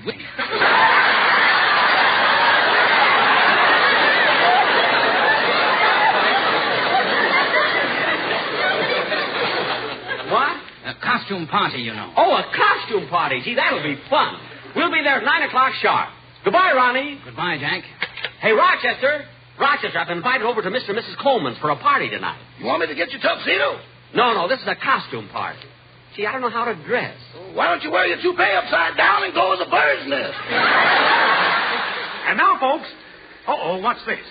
Hitler walks out to the pitcher's mound to talk to Tojo. It seems they got their signals crossed, and Hitler's worried. Was ist los, Schweinhund? Und Knoten verstaut zu greifen und versehen, keine Verlusten. Oh, so sorry, please. So sorry. Versteigten zu Roten Vertechnik. Eine Minuten per Stunde Roten Vertechnik. Shut up! Sound effects were all important. I know Jack had a great sense of that. Many a time where it was a slap in the face. I remember once he was trying to get the sound effect man to make the proper sound. It just didn't come, and he kept, no, that's not it. And by George, when the sound effect man finally hit it, the right sound effect of the slap in the face, and Jack says, that's it. You knew instinctively yourself in listening that he was absolutely right. This is a tremendous thing. He was very meticulous. Ladies and gentlemen, inasmuch as this evening marks the halfway point of our radio season, I think it only fair that we pay tribute to the man who has contributed his invaluable services to the Jell-O Show. Well, a man upon whose broad shoulders rests the burden of maintaining the high comedy level of this program. Gee. And here he is, folks, our sound effects man, Mr. Virgil Reimer.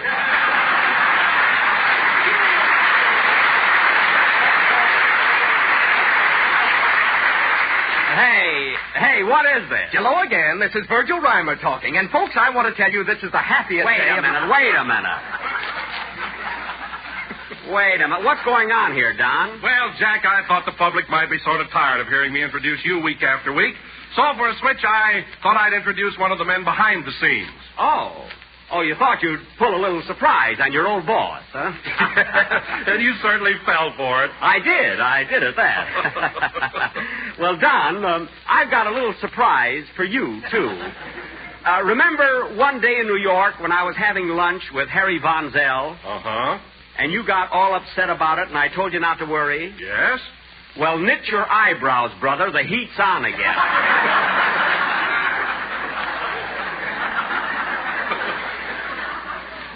Now, let's get going with the program. Okay. Hello again. This is Virgil Reimer talking. And, folks, a funny thing happened to me on the way... Virgil!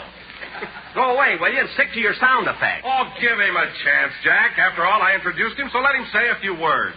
Oh, all right. Go ahead, Virgil, but make it snappy. Thanks, chum. Ladies and gentlemen, a funny thing happened to me on the way to the studio. I was walking down the street. And the traffic was something terrible. Oh, for Pete's sake. When all of a sudden a panhandler walked up and asked me for a nickel for a cup of coffee, so I gave it to him.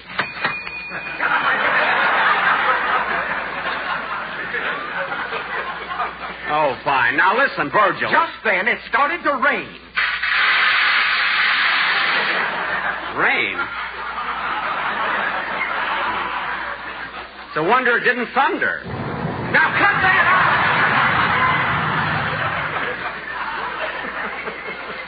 All right, Virgil, you gave the panhandler a nickel, so what happened? It was a lead nickel, so he took out his gun and killed me. I thank you.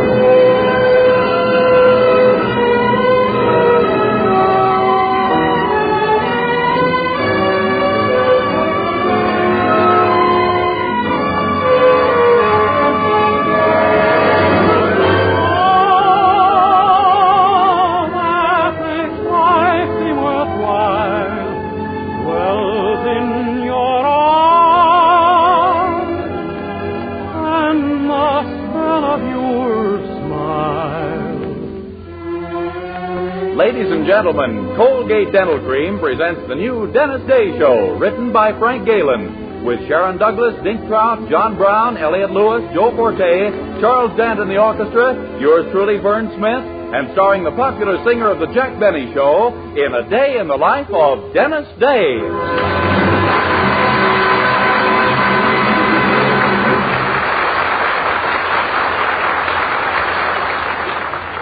Twice a day and before every date, use Colgate Dental Cream to clean your breath while you clean your teeth. Here's Dennis to sing Zippity-Doo-Dah. Zippity-doo-dah, zippity-ay. My, oh my, what a wonderful day. Plenty of sunshine head my way. Zippity-doo-dah, zippity-ay. Mr. Bluebird on my shoulder. It's the truth, it's actual. Everything is satisfactual. Zippity-doo-dah, zippity-ay.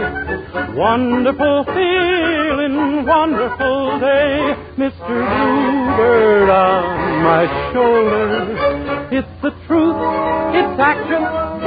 Everything is satisfactual. Zippity-doo-dah, zippity-ay. Wonderful feeling, wonderful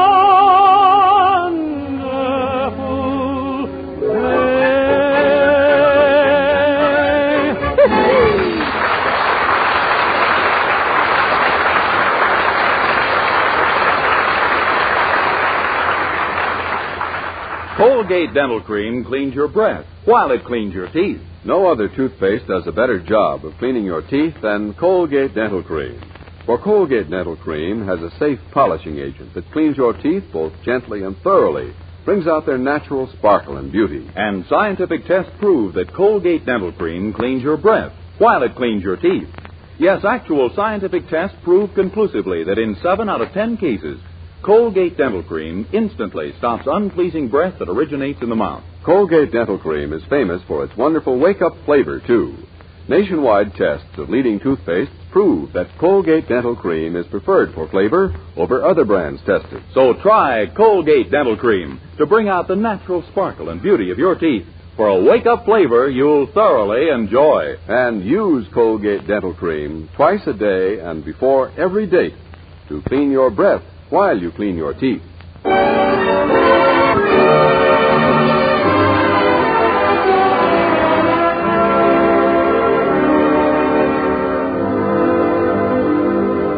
Well, as you know, Dennis Day rooms at the Anderson boarding house in Weaverville, which is run, along with all its occupants, by Mrs. Anderson.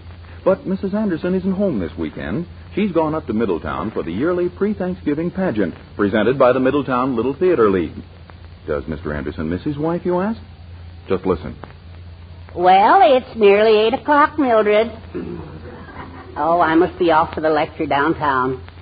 Oh, it should be, Daddy. When I dusted your dresser, I saw the name of the lecturer on the ticket. Tassos Latour, the Platinum Ball of Fire. Well, yes, he's a very interesting speaker. You know, you better not let Mother hear you've been to a burlesque show. Oh, I know. I nearly gave myself away last time she went up to Middleton, too. Really? Yes. When she came in the house and took off her hat and coat, I applauded. But Mrs. Anderson wasn't the only Weaverville visitor at the Middletown pageant this year. There was also Dennis's boss, Mr. Willoughby. Mr. Willoughby, however, doesn't seem too happy about his trip. When I went away, I left Dennis in charge of the drugstore. For that, I ought to have my head examined. I hadn't been out of the place 10 minutes before he came in to see me. Of course, Dennis stepped right up. Good morning, sir. No, sir, he's away, but if I can help you, I'm sure you can, young man. I can see at a glance that you are bright and intelligent, a hustler and a go-getter with vision. In short, you are a man of distinction. Is that correct? No, sir, I never touched the stuff. What I mean is, you're a man who knows a good proposition when he hears one. How much is your salary here? $8 a week plus 10% commission on everything I sell over my quota. I see. Then your salary and commission together come to... $8 a week. Well, what would you think of a scheme that could raise that salary to $12 a week? Maybe 14, maybe even 15. $15 a week? Little plan? No, sir. If there's that much money in it, it can't be honest. Oh, but it is, my friend. You see, I represent WEAV, Weaverville's new radio station. We can double this store's business overnight. And if Mr. Willoughby makes more money, you make more money. Your station can double our business? Certainly. You don't know the power of radio, my boy. Now, for instance, you listen to the Jack Benny program on your radio, don't you? Jack Benny? No, sir. You don't? No, sir. For some reason, I'm never home. Well, Jack Benny goes on the air every Sunday night and spells out LSMFT. LSMFT. Next day, millions of people go into stores and ask for the product. Really? I wouldn't even know how to pronounce it. Well, the point is we've signed up every progressive merchant in Weaverville for our opening program. Surely your boss wouldn't want to be left out. Oh, no, sir. Good. Here's a pen. Sign right here. Okay. There you are. Fine. You now have 15 minutes on Tuesday night to put on any sort of program you wish. Oh, thank you, sir. This is awfully nice of you. Not at all. Just tell your boss to mail his check to the station. His check? You mean you charge people to go on the radio? Certainly. 15 minutes comes to $150. You see, time on the air is very valuable property, and we... Say, were your eyes crossed like that when I came in? You don't know my boss. You better give me back that paper. Oh, no, this is a legal contract, pal. You can tell your boss about it. You'll be listening in on Tuesday night, of course. Yes, sir. If they have radios...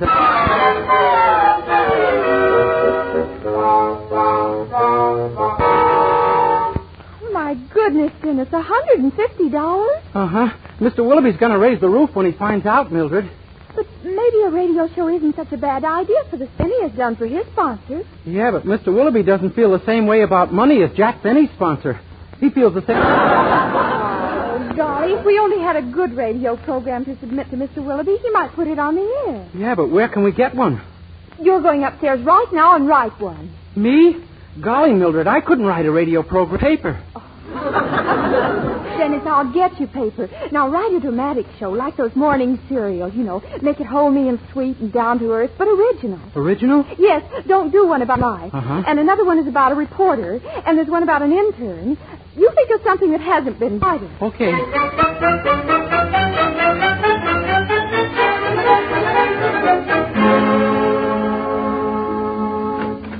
Good morning, Dennis. Morning, Mr. Willoughby.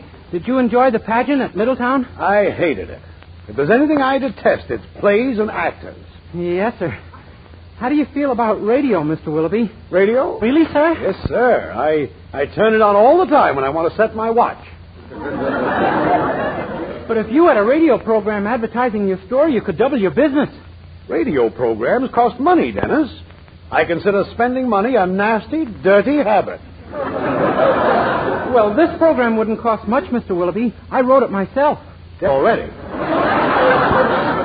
Oh, no, sir. My program is a dramatic morning serial. It's homey and down to earth, but different from anything on the air. Oh? Well, what's it called? Just Plain Boris, King of Bulgaria. Huh? It's the story of a common, ordinary royal family. A king and queen who could be your neighbor or mine. Thank you very much. I can do without it easily. But being a radio sponsor has a lot of advantages, Mr. Willoughby. No. Number 1, you'll be known all over as a big executive. Number 2, you'll be doing something creative. Number 3, you'll get to meet some awfully nice actors and actresses. Number 4, it'll help business. What was that last one? Number 4? No, number 3. Number 3B. You mean about meeting actresses? That's the one. You detested actresses. I said actors. Actresses are built somewhat differently. Golly, you mean you will sponsor the radio program? Well, now, that depends on the cost. How much money will I have to spend? $10? $20? Well, let's not discuss money. It's so sordid. Dennis, I've got to know how much this thing will cost. Well, so far, expenses are $150. $150? Yes, sir, for the station. Couldn't you just rent a station? Did you have to buy one? Oh, that's for the time. We've got to pay that because I signed the contract. They can sue you. Sue me, eh? I made a mistake. It could happen to anyone. Oh, yes. I've made mistakes, too. In fact, I guess once in my life I committed an unpardonable sin. You did, Mr. Willoughby? I must have done it. Why else would you be sent to work for me?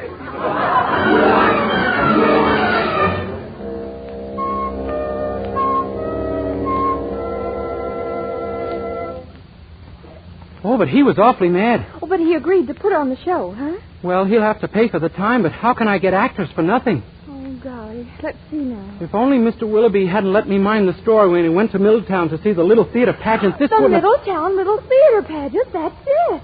Again, I said something? Sure. There are the actors for your program. But they wouldn't act for nothing. Well, they might for, we'll say, a big Hollywood producer. Where are we going to get a big Hollywood producer? We have one.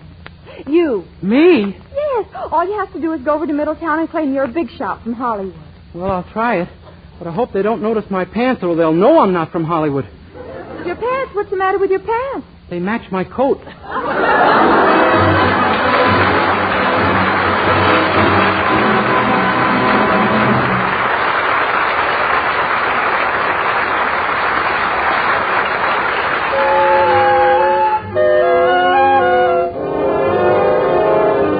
Before we continue our story, here's Dennis Day singing Falling in Love with Love.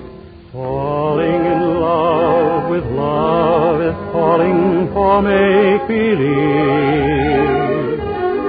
Falling in love with love is playing fool. Caring too much is such a juvenile fancy. Learning to trust is just for children in school. I fell in love with love one night when the moon was full. I was unwise with eyes unable to see. I fell in love with love everlasting.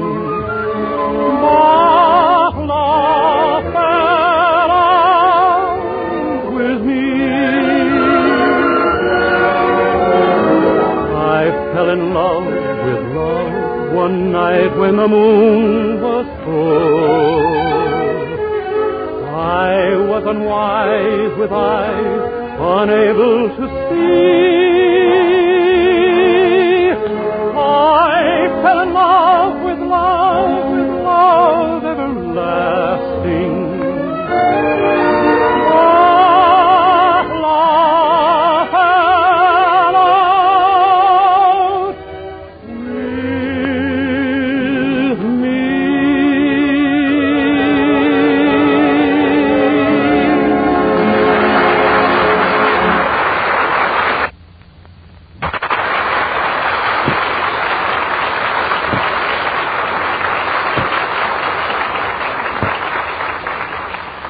And now back to a day in the life of Dennis Day, who, in the guise of a big Hollywood film magnate, is about to knock on the door of the Middletown Little Theater League in an effort to get some actors to do his forthcoming radio and got Mr. Anderson along with him as his guest man. Yes? How do you do, my good man? I'm Orson Metro Day, the big Hollywood producer from Hollywood. From Hollywood? Yes, it's located right near L.A., or as the tourists put it, Los Angeles. You see, we movie folks always call it L.A. It saves so much of our valuable time. Well, come in, gentlemen, come in. Ah, but this is thrilling. To think that a great Hollywood producer should call upon me, an humble actor, who has gained undying fame on the stages of the world, who has appeared before the crowned heads of Europe, and who in 19 and 28 received a write-up over 3 inches long in Variety. Variety? The horse racing paper, old boy. Oh, yes, O.D. Ah, how I envy you living in Hollywood, that fabulous land. I suppose you're at Grauman's Chinese all the time. Oh, yes, I wouldn't send my shirts anywhere else. Your shirts? Well, Mr. Day is a little confused. Your town is quite a change after Hollywood. Oh, yes, it must be. Mr. Day, do you live near Beverly Hills? Oh, yes, indeed. Oh. Hollywood, Mr. Day? Of course, Margot. I was sitting in the brown derby with my feet in the cement. Well, Mr. Visit, is it a business call? Yes, my friend. I'm always in the market for talent. When I saw your pageant, I said to myself, there's the man for the new picture you're making at Golden Studios. Or as I always call it, Sam's Place. I'm very much flattered. However, I've been expecting a picture offer for some time, naturally. Shall we discuss remuneration? Remuneration? He'd like to discuss remuneration, Anderson. Remuneration? Oh, yes, O.D.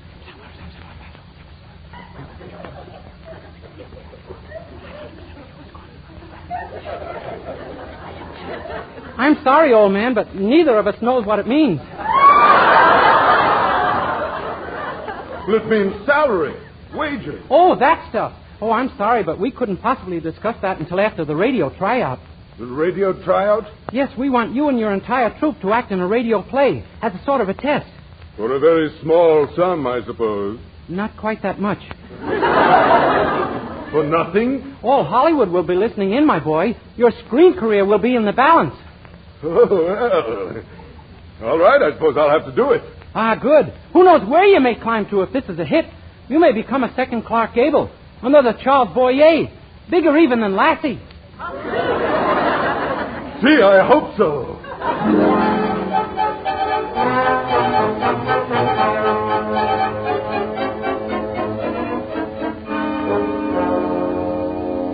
Well, tonight's the big night, Dennis. Got your cast all lined up? Oh, yes, Mr. Willoughby. We're all ready to go. Good. I've been reading your script, and I took the liberty of making a few very minor changes. Just trivial things, you know. I hope you don't mind. Oh, no, sir. Now, for instance, you have the hero marrying Margaret at the end. I had him marry Geraldine. Is that all right? Well, I suppose so, although Geraldine is his sister. Not anymore. I changed it so they hardly know each other. But they have to know each other. They live in the palace together. Oh, it isn't a palace now. It's a shoe factory. And Geraldine just works there. But it was in the palace that the Greek discovered the missing pearl in the royal chambers on Saturday morning. He finds it now in a sewer. Only it isn't a pearl, it's the Mona Lisa. And he isn't a Greek anymore. He's a Democrat. More interesting, don't you think? Yes, sir. After all, they're only minor changes. It still takes place on Saturday morning. Yes, that's true. Did you make any other changes? Well, that's all, except for a small one on page 20. You know where the Russian comes in and says, da? Yes, sir. You changed that line? Oh, no. That line is perfect. Oh, thank you, sir. I just cut out the rest of the page. I also put a new title on the story. I hope you don't mind these trivial little changes. Oh, no, sir. Well, I better get the fountain cleaned. We'll be on the air in an hour. Good evening, sir. I'd like some grease paint, please. Oh, my gosh. My star actor. The clerk will wait on you, sir. He's behind the soda fountain. Oh, very well. Clark, I'd like some grease paint, please. We haven't got any. Try down the street. Do you mind taking your head out of that ice cream can? I can't hear what you're saying. Dennis, take your head out of the ice cream can. Yes, sir. That's better now. You?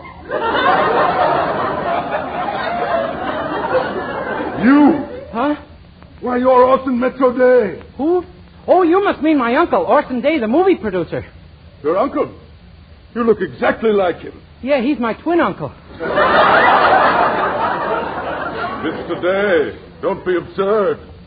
What are you doing back of that fountain with the white apron on? Well, I was making myself a marshmallow sundae. It's sort of a hobby of mine. Oh, I see. You Hollywoodians certainly are an eccentric lot. Yeah, aren't we, though? Dennis, you better let me handle this customer. It's getting late. You go in the back and sweep the place out. Sweep the place out? Yeah, I got all kinds of hobbies. And while you're at it, don't forget to take out the garbage. Take out the garbage? I'll bet you won't find 1 man in 10 with that one. So, Mr. Austin Metro Day of Hollywood, eh? And we were going to appear on your radio show tonight. A fat chance. But, sir, Good day, Mr. Bye. Mr. Bye? What was that all about, Dennis? Well, remember you made some slight changes in the script? Yes. He just made some slight changes in the casting.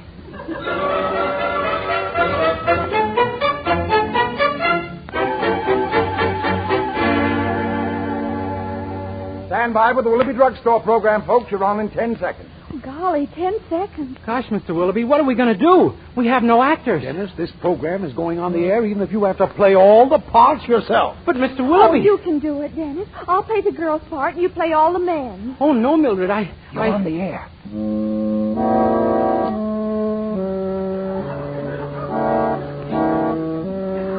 Oh, Dennis, go ahead. Willoughby's Drugstore presents Zelda Popkin, Girl Good Humor Man.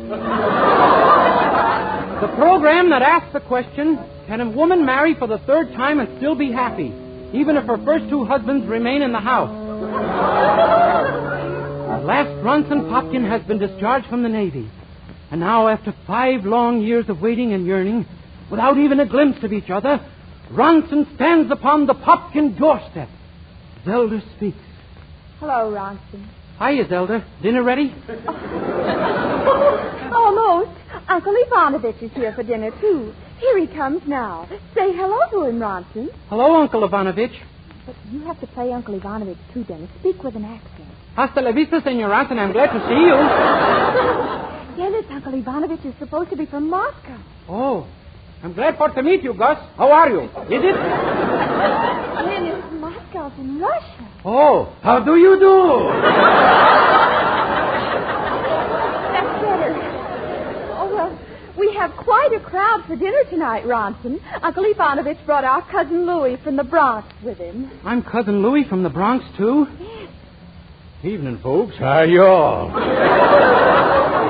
And look, Ronson. Ronson, here comes Grandpa downstairs. Hello, Grandpa. Evening, Sonny. Sure is a mighty cold night. Yes, indeed. Sure is.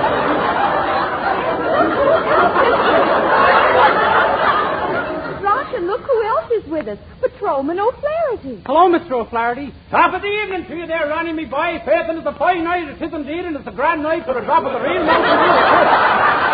I do declare.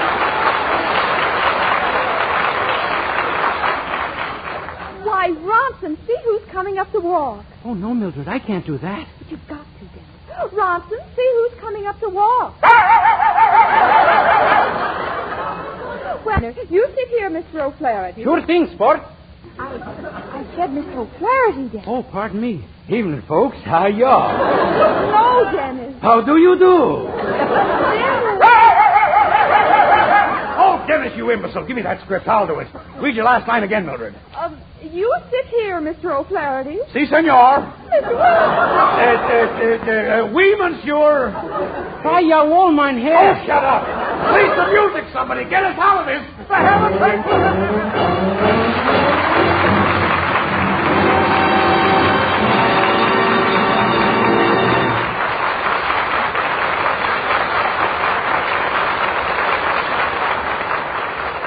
Dennis Day will return in a moment with a song, but first, here's a fact worth knowing. Colgate Dental Cream cleans your breath while it cleans your teeth. And now our Colgate players want to show you how important that is. Listen. It's just definitely not fair, Claire. I'm the wren who writes the letters, and you're the girl who gets the mail. Maybe what you write is wrong. Do you really think that's the trouble? No. Truthfully, I don't, Beth. In fact, I know the reason why Dan hasn't written to you lately. And you haven't told me?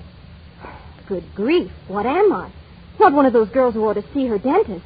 Well, I think you'd see more letters from Dan if you'd see your dentist, Beth. And here's what Beth found out. Scientific tests have proved that in 7 out of 10 cases, Colgate Dental Cream instantly stops unpleasing breath that originates in the mouth.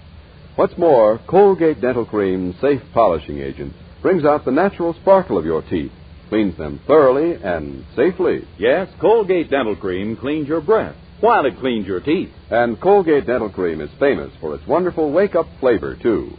In fact, nationwide tests of leading toothpastes prove that Colgate Dental Cream is preferred for flavor over other brands tested. So, to clean your teeth thoroughly and safely, for a wake-up flavor everyone enjoys, use Colgate Dental Cream. Remember, Colgate Dental Cream cleans your breath while it cleans your teeth.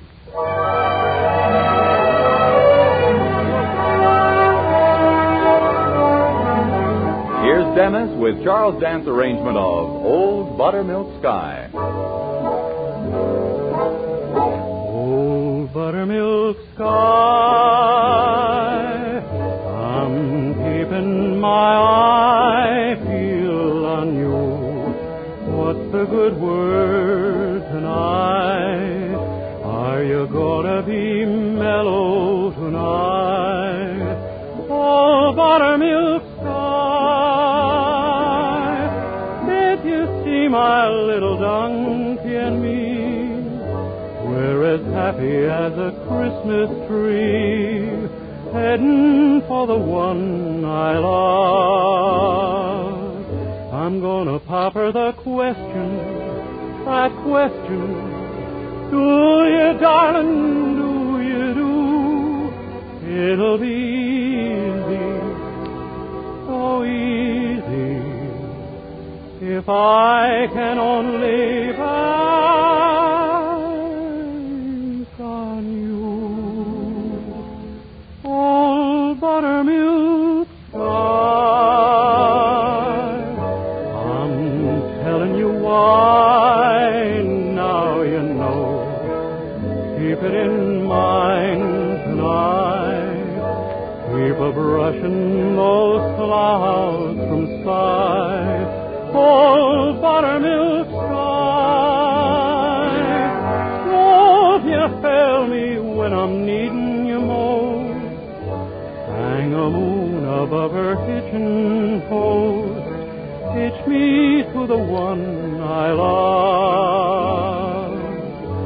You can if you try, don't tell me no lie.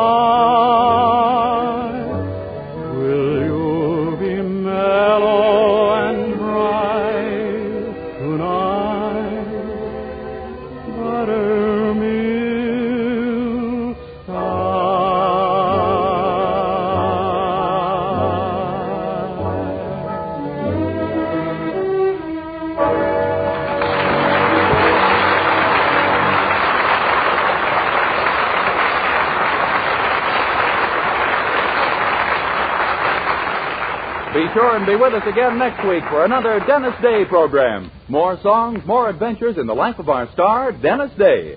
Meanwhile, be sure to use Colgate Dental Cream to clean your breath while you clean your teeth.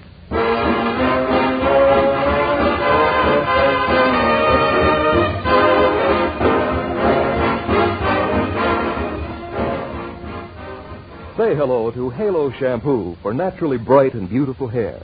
Remember, even finest soaps and soap shampoos hide the natural luster of your hair with dulling soap film. But Halo Shampoo contains no soap, therefore leaves no dulling soap film. Even in hardest water, Halo makes oceans of rich, fragrant lather, quickly banishes loose dandruff and dirt. Halo needs no lemon or vinegar rinse.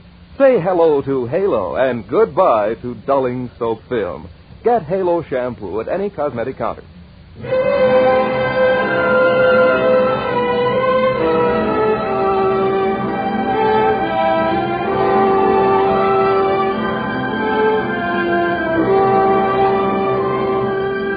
This is Dennis again. Good night, everybody.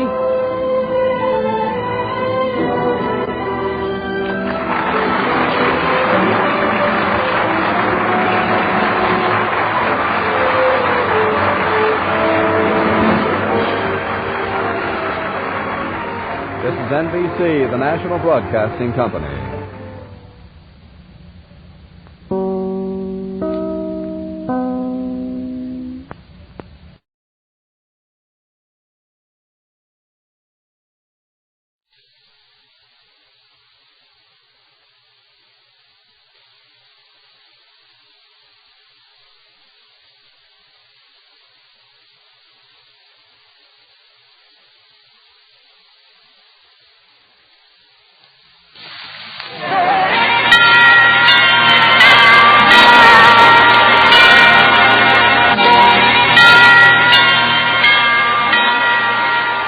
of Ivy, starring Mr. and Mrs. Ronald Colman.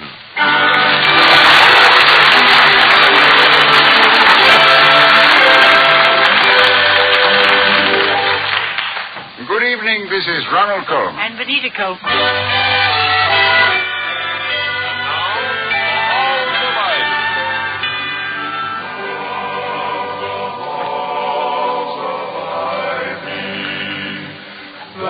Surround us here today, and we will not forget, though we be far, far away. Welcome again to Ivy College, that is, in the town of Ivy, USA. Presidents of colleges normally spend their days coping with complexities which would unseat the reason of lesser men. But Dr. William Todhunter Hall, president of Ivy College, is able to maintain his serenity because number one faculty row is a little oasis of peace and sanity, well tended by his delightful wife, the former Victoria Cromwell of the London stage, from which and whom he's loath to depart each morning, as evidenced by his usual prolonged breakfast. Give me another large cup of coffee, will you please, Vicky? Or as large an amount as you can get into this little cup. You've had 3 cups, and I don't think... Well, I would hardly refer to 3 fillings of these eggshells as 3 cups of coffee, my darling. Mm-hmm. Well, let us say I've had a cup of coffee divided like gall into 3 parts. I have a theory that cups like these were designed by the same vicious little man who distributes soap to hotel rooms. Probably the same tight-fisted misanthropist who got run out of Detroit for putting those tiny rear windows in convertible cars. Probably, dear. But 3 cups of coffee for a man... I don't remember where we got these cups, but I have a feeling that you brought them to me in your hope chest. Well, as a matter of fact, you gave me this set years ago for a They Christmas were little present. keepsakes, no doubt, from your childhood set of... I did? Yes. Well, I didn't know then how much I would enjoy sitting at breakfast with you, my love. Oh, what wonderful coffee you were capable of brewing. Yeah, likely story, yes, I know. Now, may I have some more, please? Now, you don't really want any more coffee. You just want to postpone going to the office. What's the matter? Have you got problems today? Yes, I meet with the Financial Committee, which appears to be suffering from psychosomatic color blindness. They say we're in the red when the balance sheet is as blue as the lakes of Killarney. Have you ever seen the lakes of Killarney? Well, no. Well, I thought not. All the time I was there, it was raining buckets, and the blue lakes of Killarney were a pale black. Did you by any chance do Sweet Sorrow in Ireland? Oh, yes. Looking back on it, I think I've played Sweet Sorrow everywhere but on top of Mount Everest. And here at Ivy. But yes, and if the Ivy Dramatic Club ever asked me to... what are you getting at? Well, then I take it you haven't seen the current Ivy Bulletin. The Dramatic Club is going to do Sweet Sorrow. No, really? What did the bulletin say? Well, as far as I can remember, it said, for its first production of the academic year, the Ivy Athenaeum Players will present the historic English romantic drama Sweet Sorrow. Of special interest to Ivy is the fact that it was this vehicle which brought Victoria Cromwell, the present wife of President Hall, who loves her devotedly, to unquestioned stardom in the British theatre. What did they mean, the present wife of President Hall? I can't think of a better word or a nicer present. Well, it makes me sound frightfully temporary.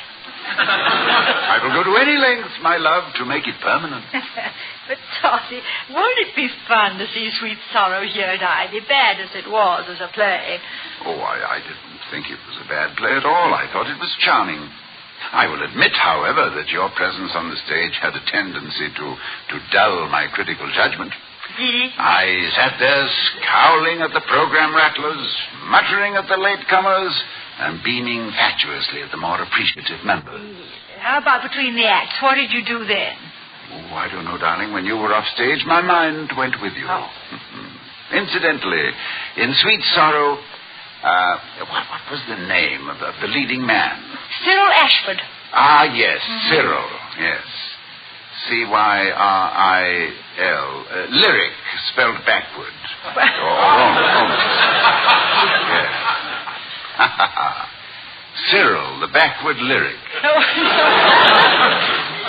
A human palindrome. Well, it's nice to hear Cyril spoken of as human, but I've never heard him called a palindrome, whatever that is. And what is it? Well, it's a sort of a backward lyric. Well, a word, verse, or sentence which reads the same forward or backward. Oh, yes. You mean like, Madam, I'm Adam. Yes, exactly. Yes. Or the well-known Napoleonic lament, able was I ere I saw Elba. Now, maybe I could make a palindrome of Cyril. No, wait a minute. Let me see. Sometimes to the other one. Able was I.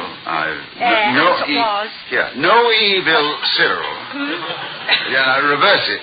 Lyric, live on. Oh, no. Why am I wasting all this time on Cyril? I don't know. I gather you didn't care for him. Oh, my darling, as a theatrical critic, I am a George G. Nothing. Coin an absurdity, but even in my limited understanding of acting, I thought Mr. Ashford overplayed quite dreadfully. Or am I wrong? No. Cyril is such a scenery chewer. He's on his fourth set of teeth. But he's a pleasant, harmless fellow. I'll answer it. Dr. Hall's residence? Mrs. Hall? Yes? This is Ellen Kirby. I'm sorry to call you so early. Well, that's all right, Ellen. What's up this morning, besides us? Have you read the Bull this morning? Oh, you mean about Sweet Sorrow? Yes. Do you mind? Mind? Oh, good heavens, I should say not. I think it's splendid. We're putting a big thing in the program about you. Oh, I better edit that. And we're having a competition to select a girl to play your part. Will you judge the contest? Well, I'd love it. Absolutely love it. Oh, that's wonderful. But we wondered if you'd do one more thing for us. Oh, I'll do anything but sell tickets, Ellen. With my arithmetic, that way lies bankruptcy. We thought we might bring the contestants over to your house. And if you wouldn't mind reading your favorite scene, it would help them so much. Oh, well, I don't think I should influence them. My favorite scene, It would be the second act curtain, of course. No, I don't think I should. Oh, please, Mrs. Hall. Well, wait a minute, Ellen. William? Yes, my dear? What time will you be home this afternoon? Oh, I imagine you'll see me tottering up the walk with my lunch bucket and toolbox about 5. About 5 o'clock? Well, fine. Can you come over around 3, Ellen? Wonderful. You're a lamb. We'll be there. Bye. Goodbye. Why? Why what? Why did you ask me when I'd be home? Oh. Well, first, because I shall miss you. Very nice. And second, so I know when to have dinner. And third, because the house will be full of actresses to whom I happen to know you are irresistible. Do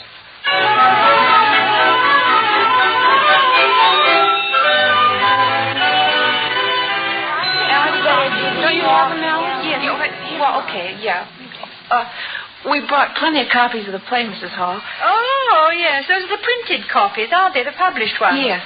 We got them from the Samuel French Library. Yes. I've never seen those before. What scene would you like to do for us? Oh, there's only one for me. It's at the end of the second act where the two lovers are torn apart, never to see each other again. And I love playing that scene. We used to say it was the only known cure for the common cold. Nobody coughed for 25 minutes. Two lovers. Oh, brother, I forgot that. What? We need a lover, and I forgot to bring a fella. What are we going to do for a man? Vicky! Oh, Vicky! Well, there's a fella. He's not supposed to be home yet, either. Hello, darling. I'm afraid I'm interrupting. Hello, Dr. Hall. Now, William, are you a quick study? Well, in the matter of the orations of Plato, I remember committing to memory no less than 40 pages in a matter of less than 10 days. Homer's Odyssey took slightly longer, due to certain peculiar rhetorical structure. Then in the Anabasis, which was very small type... Yeah, well, I think that's enough, darling. You're a quick study. All right, Ellen, here's the lover. Personally recommended. Dr. Hall? Well, just a moment. I don't Now, think William, dear, this is all in the interest of Ivy. Therefore, it's your duty. Now, have you met these girls? This is Ellen Kirby, Virginia Matthews, Alice Reiner, Eva Kiefer. How do you do? Now, they're competing for the lead in Sweet Sorrow, and they want me to read them a scene to get them started on their interpretation. Splendid. Good luck with it. Yeah, you'll play Cyril's part. I will not play Cyril's part. Ladies, you must understand I am not an actor. It is not part of my training, except for a certain professional insincerity, occasionally necessary when pleading a worthy cause before the Board of Governors. No. I'm sorry. History, yes, but histrionics, no. Those I leave in the capable hands of my highly experienced wife. I would feel like I had married Florence Nightingale and was advising her on how to shake a thermometer. No. But you're not advising us, dear. You're simply supporting one of those worthy causes. Here, now take a script, William. No. See, yes, it's on. Now, let me see. Let's start on page 48. Oh, really, Victoria, this is... Please, Dr. Hall. Oh, yes, please. We won't be critical. It's Mrs. Hall's part we want to hear. Well, very well. Good. I submit in the face of superior numbers. Also, I am outnumbered by some very superior faces. But I warn you, this may well set the theater back to Euripides. Well, now, you start, William. Second page, top of the page, 48.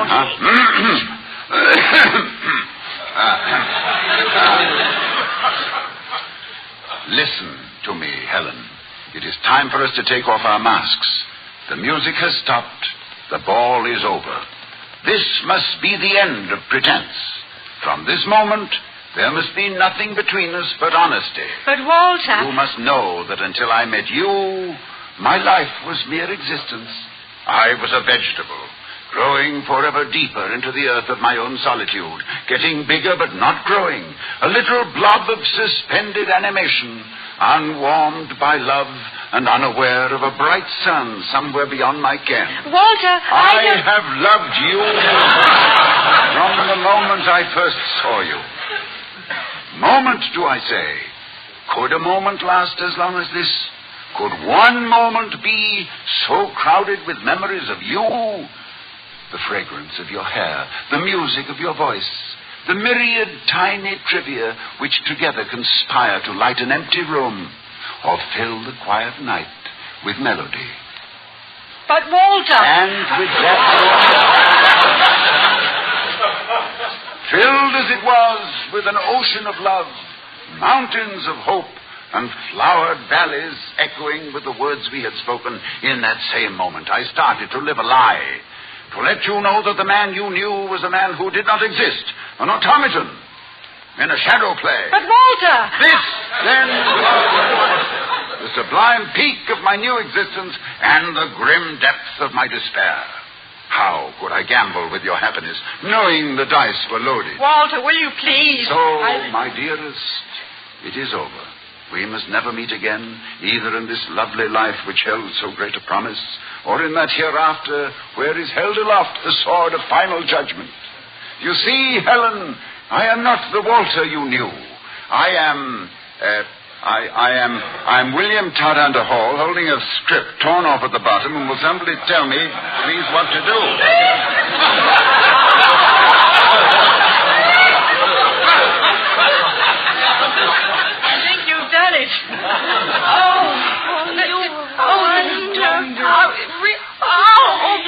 Dr. Hall. I've never heard anything so beautiful in my life. Well, thank you, Ellen. I hope it will be helpful in the interpretation of the part of Helen. Yeah. Part of Helen, I'm sure it will, yes. Didn't you ever want to be an actor, Dr. Hall? Your voice. Oh, well. Oh, it sends cold chills up and down my spine. Yeah, I did mine, too, although I doubt for the same reason. Ellen? Yes, Mrs. Hall? Now, look, you girls run along now. You get a hot water bottle for the cold chills. And start working on the first act. Now, I may have some suggestions a little later about the one we've just read. Fine. We'll let you know when the contest is going to be. Thanks a lot, Mrs. Hall. And Dr. Hall. Oh, thank you. You're welcome, girls. Goodbye. Bye. Goodbye. William. Yes, my dear. You read that scene beautifully. Oh, well, first reading, you know, but thank you, Vicky. From you, that's a real compliment. That's not the way we played the scene. Oh, isn't it? I thought it played very well. Yeah, oh, yes, it is. But as I remember, we made some minor changes in rehearsal. I have my manuscript in my trunk in the attic, my own manuscript. Oh, let me go up and get it for you. No, thank you, darling. It's all right. It's good for me. I want to reduce.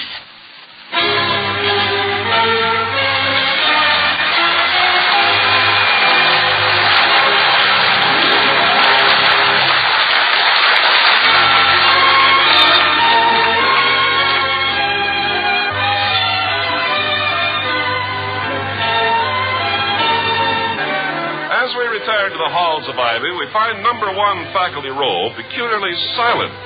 The hush is broken only by Mrs. Hall turning the pages of a script and a slight tapping as Dr. Hall knocks the unsmokable residue from a favorite pipe.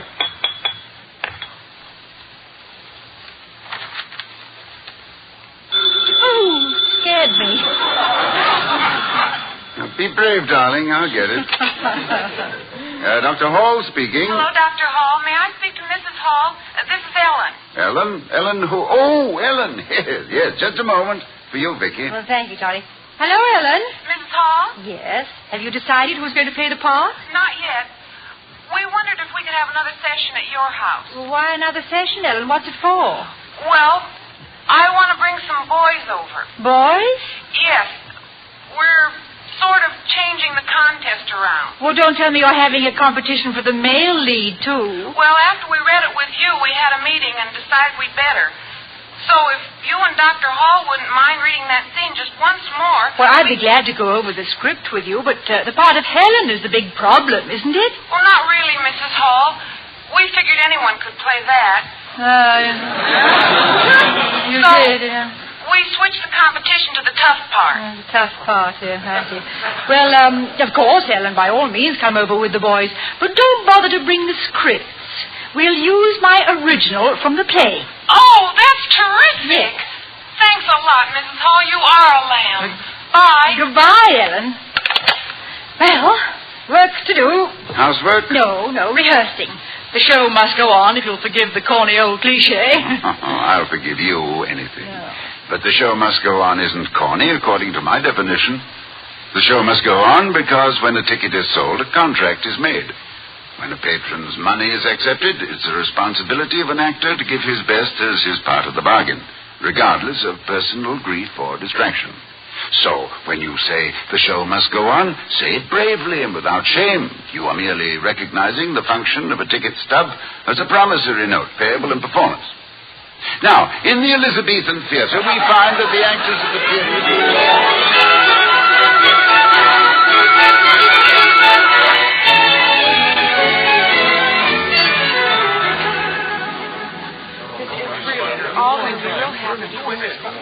Mrs. Hall, Dr. Hall, this is Spider Kenny, Scoop Morgan, Punchy Clobber, and Dizzy Planter. You do.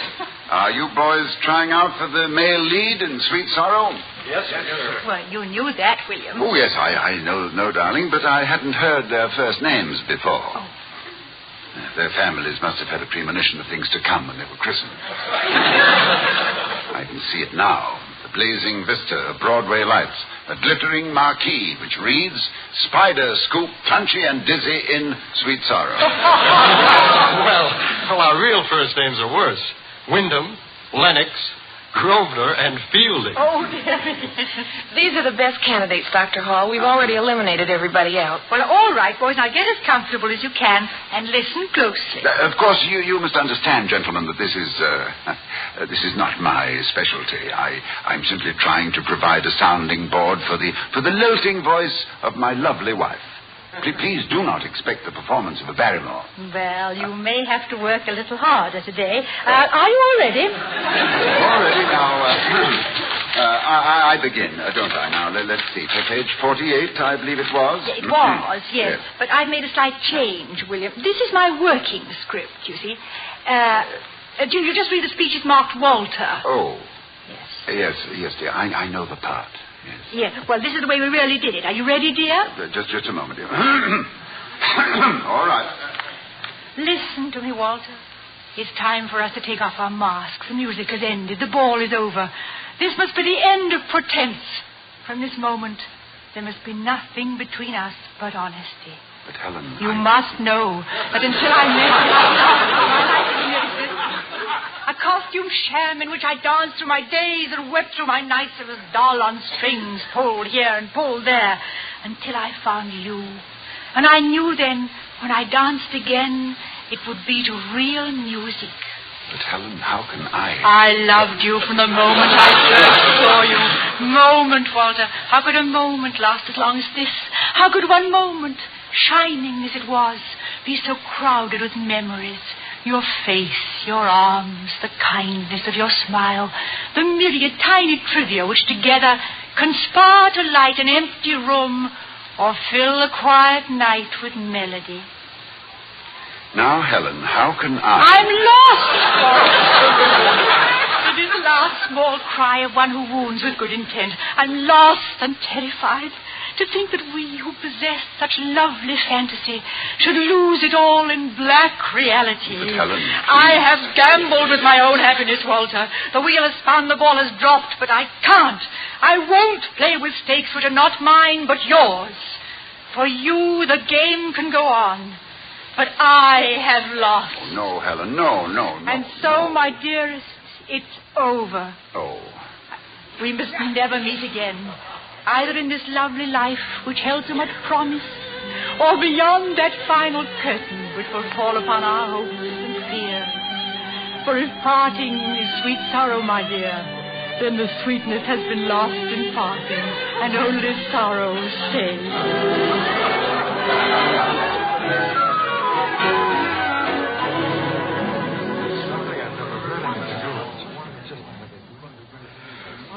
Oh, brother. Mrs. Hall, will you marry me? Spider, I'll certainly consider it. I imagine, boys, that you now have a pretty good idea of how Walter should be played. Well, yes, sir. I'll say this, Dr. Hall. It sure changed my plans again. Is that the way you did it on the stage, Mrs. Hall? Yeah, just about, yes. Okay. That's all I wanted to know. You men flip a coin for the part of Walter. The real contest is between us women. Thanks a lot, Mrs. Hall.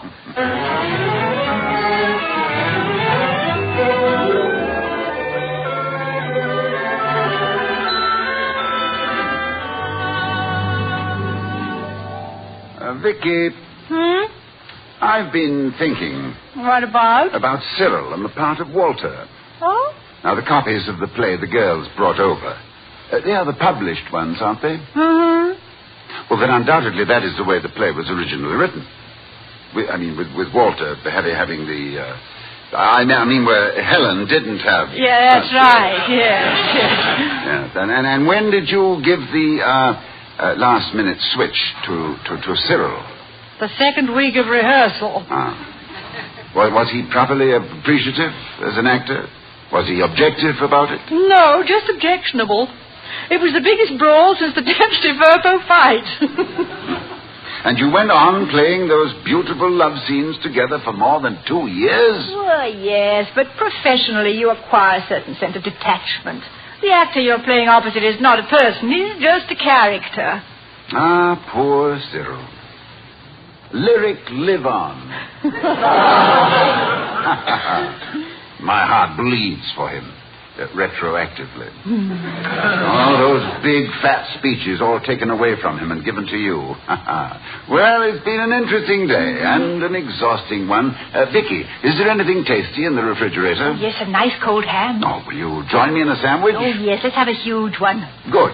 But that reminds me. When I offered to go up to the attic for you, why did you say you wanted to reduce? Oh, not me. The part of Walter needed reducing, Toddy. Yeah, did the result surprise you? Surprise me? Darling, it left me practically speechless.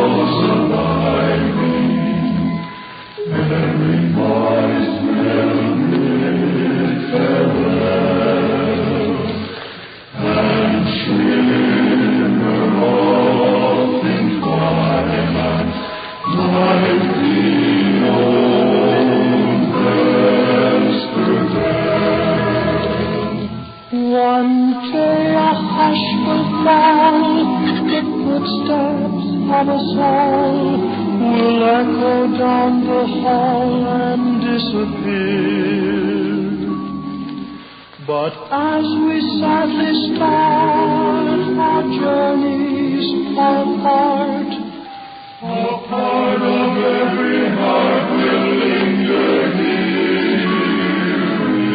in the sacred halls of Ivy, where we lived and learned to know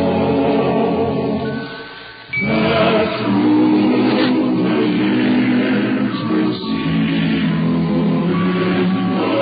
sweet afterglow.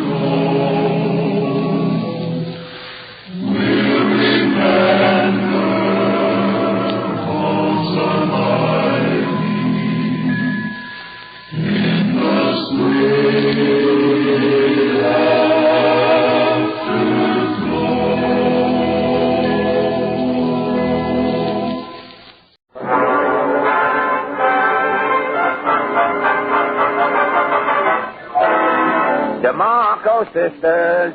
DeMarco sisters. It isn't 4 chicks and a chuck, Mr. Allen. It isn't, huh?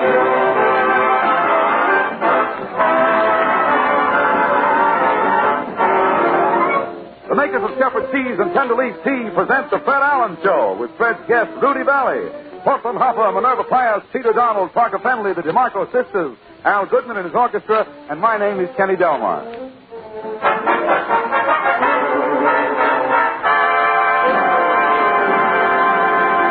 Ladies and gentlemen, this is National Foot Health Week.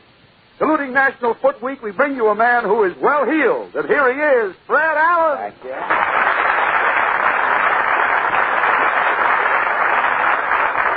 And good evening. Do you think this little boy will stay awake for that? You think he'll stay awake for the half hour? Look at the size of him. Must have been born in here this afternoon.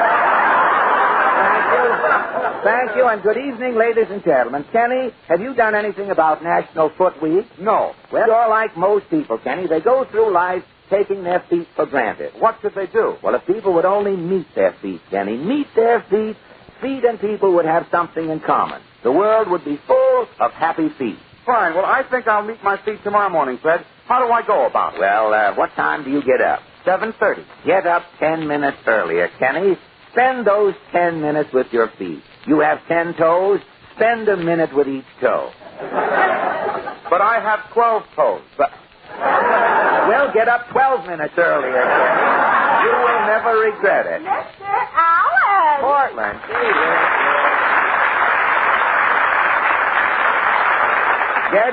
Get your ketchup out, Portland. The clam bake is just started. Kenny and I were talking about Meet Your Feet Week. Have you met your feet? Wouldn't that be going to the dog? Say, that was, to put it mildly, very good. I always like to start off with a bang. Well, the bang resembled a thud. The bang was in incognito. It turned out to be a thud. Tell me, Portland, what is new? I saw Jack Benny at the Roxy. His show is wonderful. Wonderful? With Benny in it? Is that possible? What happened? Well, first Jack comes out and tells 2 jokes about having less hair than a bicycle seat. Well, that's pretty good. I hope it goes the same over there. Yes, that's right. His head looks like a big skin doorknob. The only way Benny can let his hair down is to lower his eyelids. It must be, nobody can get out. We have the doors locked. It must be some show over there at the Roxy. Jack is breaking all records. All records, smackage. You know why? You know why Benny is playing at the Roxy? Why? He came to New York to visit his uncle, who's living in a little apartment uptown. Now, his uncle only has a small bed, so when Benny comes to visit him, naturally, Benny has to get a room someplace. Now, he's too cheap to go to a hotel, so he books himself to play the Roxy Theater. All night, Benny sleeps in the dressing room, and all day while Benny is on the stage, the people in the audience are sleeping in the theater. So that makes the Roxy the biggest flop house in the world. Tell me that's what happened to my voice tonight. You know, I lost my voice and $2 on the Benny program. I was rolled coming out. But tell me, what else? One of the writers what else is current, Portland? The Automobile Association has a safety plan. Oh, a safety plan? All people who walk around at night will have to wear tail lights. Say, sounds like a good idea. Yes, the pedestrian bend is in sight. Yes? Yes, when you've got a glow, you've got a glow. I think it's time for me to kindle my taillight and start for Allen's Alley, Portland. What is your question tonight? Well, last week, former President Herbert Hoover said that all United States presidents like to go fishing because it is the only way they can obtain privacy. And so our question is, when your problems become too complex for you, where do you go to cope with them? Shall we go? As the 2 inventors said when they got the idea for the elastic band, let's make it snappy.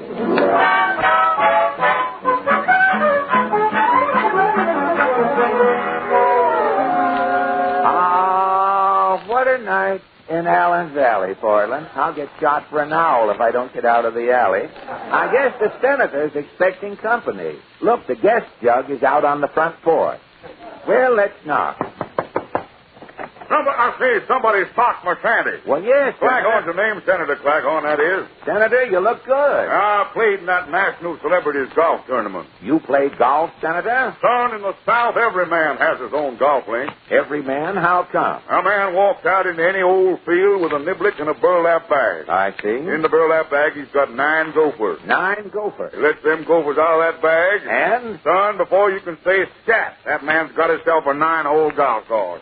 You mean? Well, the South goes in for sports, son. Yeah? One of our favorite games is watermelon rugby. Watermelon rugby? 10 men line up on each side for the kickoff. Yeah? And one man takes a short run and boots the watermelon. Yeah? Watermelon flies into 1,000,000 pieces. And? Both teams sit down on the ground and eat the watermelon. Well, how do you know who wins? Well, after 30 or 40 watermelons are kicked off, most of the players is laying around the field moaning and groaning. Oh. The team that has the most men left standing wins. Mighty interesting game, Senator. If I do say so, and it looks as though I'm going to have to. Well, tell me, Senator, how do you feel about Mr. Hoover's theory that all presidents go fishing to get away from it all? I ain't never been president, son.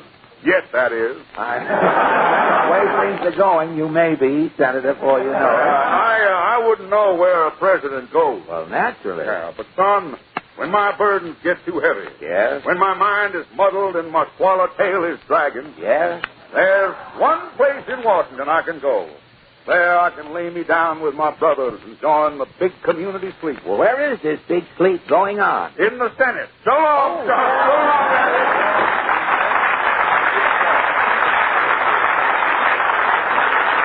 Well, the only bill the senator ever passed was a man named William. Well, let's arouse Mr. Moody. Howdy, Bub. Say, you look all excited, Mr. Moody. I am. I just had a set to with a peddler. A peddler? Yep. He was trying to sell me some goatee wax. Want nothing but lavender lard. Uh-huh. I says, get off my land. He went as white as a curd. As white as a curd, eh? The peddler didn't answer? He says, Moody, I'll reach up under your coat and pull your spine out and whack you with it. Gone. I says, yes, I'll jump down your throat and tromp your insides out. Jeepers. He says, I'll show you where the bears set in the buckwheat. You came back? You'll have your hands full and your pants to hold up, I says.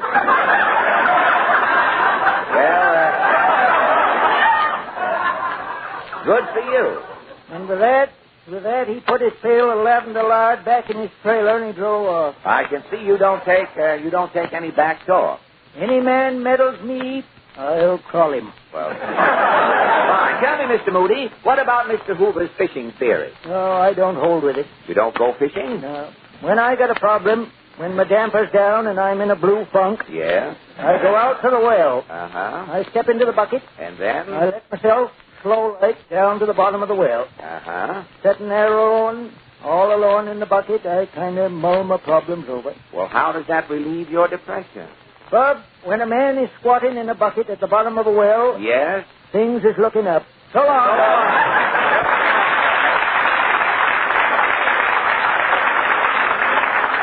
Well, before Titus kicks the bucket, let's try next door.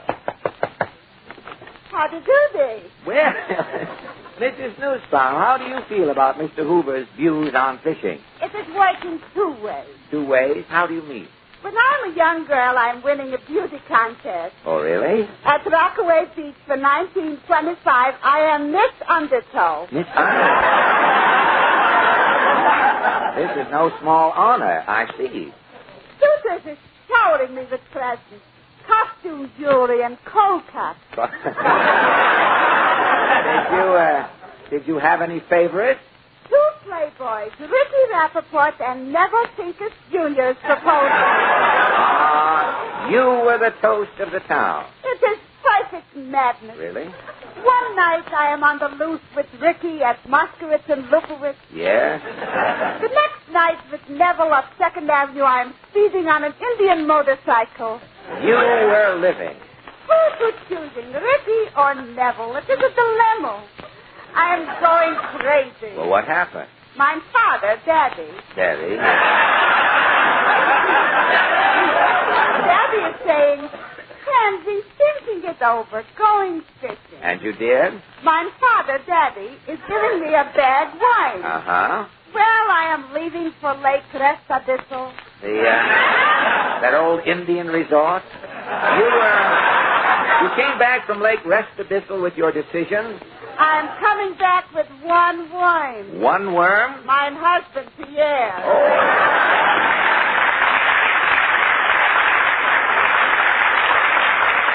Well, that brings us to Mr. Cassidy's shanty. Let's see if Ajax is in. What's all it is? Who's on the town? Oh, well, how do you do? Oh, how do you do yourself? Well, Mr. Cassidy, how are you tonight? Oh, terrible. Me clavicle is fractured. It's skin trouble. Wait a minute. How can skin trouble cause a fracture? I stepped on a banana skin. Ajax, you are an old budget. I'm not long for this water. Well, Mr. Cassidy, did you hear Mr. Hoover's dissertation on fishing? I did, me boy. Mr. Hoover should leave fishing to fishermen and stick to his vacuum cleaner. Tell me, what do you do when you have your troubles, Ajax? Well, now, when calamity reduces me to a state of abject despair, I have me own procedure. Well, just what is it you do? Well, I don't take me fowling piece and 6 solace in the wilderness trying to assassinate an antelope or upend a buffalo. I see. I don't take me fishing kit and look for comfort by trying to make some trout a widow. Well, just what do you do? When I'm wallowing deep in the slough of despond and the cares of the world are pressing down on my shoulders like a pair of tight suspenders. Yes? I go into Kerrigan. Uh-huh. I order a tall beer. Yes? I place the beer prominently on the bar. Uh-huh. I stand there contemplating the beer. And just being alone, contemplating a glass of beer helps you? Hey, boy, at a time like this... Yes? 2 heads are better than one. Goodbye.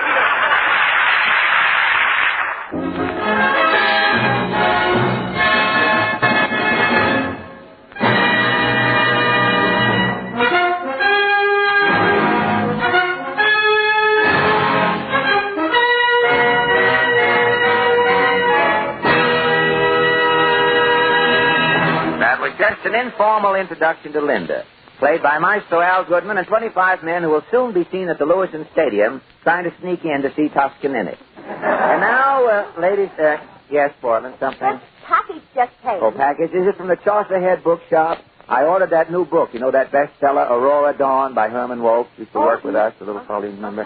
Never got paid, used to write in the corners. Be writing all the time. Turned out to be a book, Aurora Dawn. This package is from a music store, Hepcat Heaven. Hepcat Heaven. Oh, yes, those are the new records I bought, Portland. As soon as I get my whip and spurs, I'll be all set. Whip and spurs? I'm going to be a disc jockey. You know, that's the new thing. Ted Husing, Paul Whiteman, Tommy Dorsey are all disc jockeys. Even Porsche is facing Decca. Didn't you buy any of Al Goodman's records? Well, the man was starting to take me down to the bargain basement when I looked up and saw an old friend of mine in the music store, and things got all involved. What happened? Well, it's a long story, but this is exactly what happened. Yesterday, I started out for the record shop.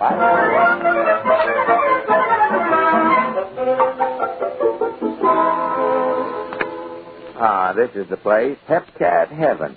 What's this chalk writing on the door? Meet me at the Coper, signed Jack Eigen.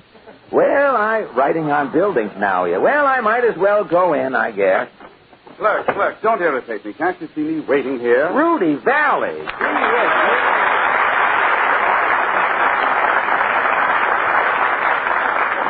Gosh, Rudy, I haven't... I'll be with you in just a minute, Sonny. You know, my time is your time.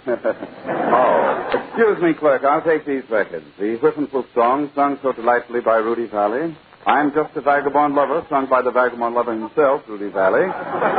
Signed song, That Masterpiece by Rudy Vallee and his Connecticut Yankees. And since I have a little extra space in my Boston bag, I think I can just squeeze in the latest Rudy Vallee album. Well, look, Rudy. Oh, I'm sorry. I forgot you were here. If you want my autograph, it'll be 10 cents. Now, look, Rudy, you remember me. Oh, yes, of course. You're Bunny Bolivar, Yale class of 27. You were anchor man on the debating team. You had the biggest rebuttal of the year. Now, wait. Look, Rudy, I'm Fred Allen. I'm on the radio. Oh, yes. You're the chap who talked through his nose. Yes. I've always been very grateful to you. Grateful to me, Rudy? Why? If you'd ever taken up singing, I'd have been ruined. Rudy, who else could have reached the heights you scaled? A great band leader, a famous vagabond lover, a terrific singer? No, it's nothing, Fred. Just talent. Those great phonograph records of yours. I have the first record I ever made. And those movies you starred in. I have the first picture I ever made. And all that money. I have the first dollar I ever made. Still the same modest old Rudy. As you used to put it yourself, the king of show business. No, Fred, that's all in the past. I've retired. Retired? Rudy, you, the old ball of fire, retired? Right. How do you spend your time? Well, the life I'm now living might well be used as a model for utopia. Really? What is your routine? Every morning at 10 o'clock, I arise from my simulated gold Murphy bed. Yes. And pinch myself to see if I'm awake. You have to pinch yourself to see if you're awake? Yes, you see, with my eyes, it's hard to tell when they're open. Oh, Well, once you know you are awake, I get dressed, consume a heaping bowl of Wheaties, yes, pick up my mahogany shovel, and I'm off. Well, where do you go with your mahogany shovel? To the bank.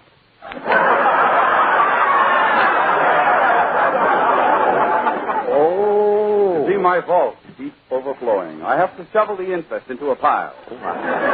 The bank likes to keep the place neat. Well, naturally. Well, after you get your interest a pile, I start counting my money. Well, how long does that take? Oh, I don't hurry. It's sort of stimulating. Oh, I see. I generally count until it's time for lunch. I see. Then I dry my finger and go over to the Yale Club to eat. Over to the Yale Club to eat. And after lunch? Word seeps through the club that I am there. Oh, well, how does word get around? As I come in, I start a rumor at the door. Well, tell me, what happened? All the members gather in the trophy room, and I sing for 2 or 3 hours. Good. Then the usual discussion starts. Who is the greater Yale man, Albie Booth or Rudy Vallee? Yes. Then after I convince them, I leave. Well, where do you go from the Yale Club? Back to the bank. Oh, you, Yes, the attendant dampens my finger, and I start counting again. And that takes up the rest of the afternoon? Until cocktail time. Then I dash back to the Yale Club for cocktails. We have a regular ritual. A ritual? We Yale men gather at the ivy-covered bar. Yes. Raise our glasses. Yes. And while I sing Boola Boola, everyone faces New Haven.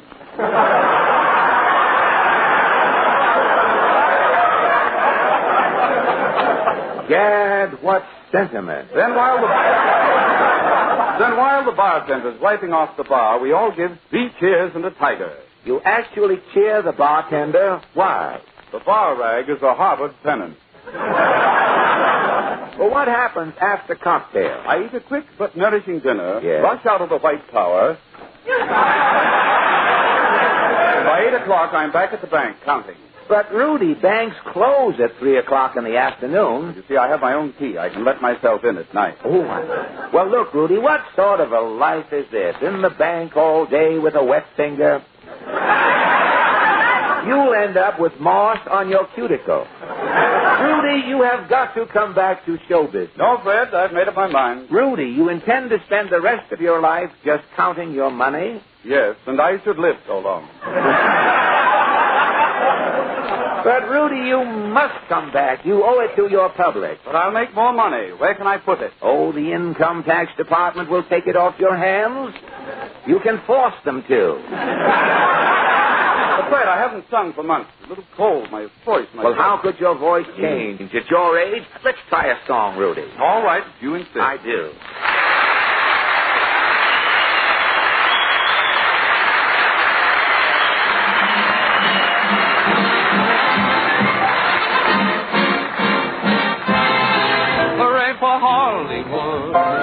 That's Screwy Valley, hooey, Hollywood, where any office boy or young mechanic can be a panic with just a good-looking man. And any barmaid can be a star maid if she dances with or without a band.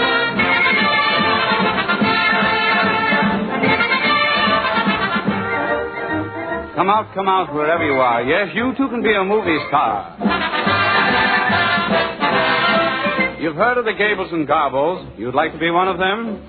Well, you're the ones they're roaring for over at MGM. Listen, Mr. Romeo, they're calling you west to RKO. Hooray for Hollywood, that phony super coney Hollywood. They come from Chillicothe's and Paducahs with their bazookas to get their names up in lights. And armed with photos from local rotos, with their hair in ribbons and their legs in tights. Hooray for Hollywood, where you're terrific if you're even good. Where anyone at all from Shirley Temple to Amy Semple is equally understood. Go out and try your luck, you might be Donald Duck. Oh, bring your brother and don't be tardy. You might be the new Laurel and Hardy. There's always room for another star. Just say, move over there, Hedy Lamarr.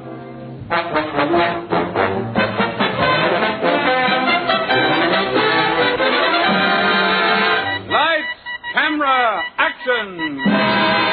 Because it's Hollywood. You may be homely in your neighborhood, but if you think that you can be an actor, see Mr. Factor, he'd make a monkey look good. Within a half an hour, you'll look like Tyrone. Hooray for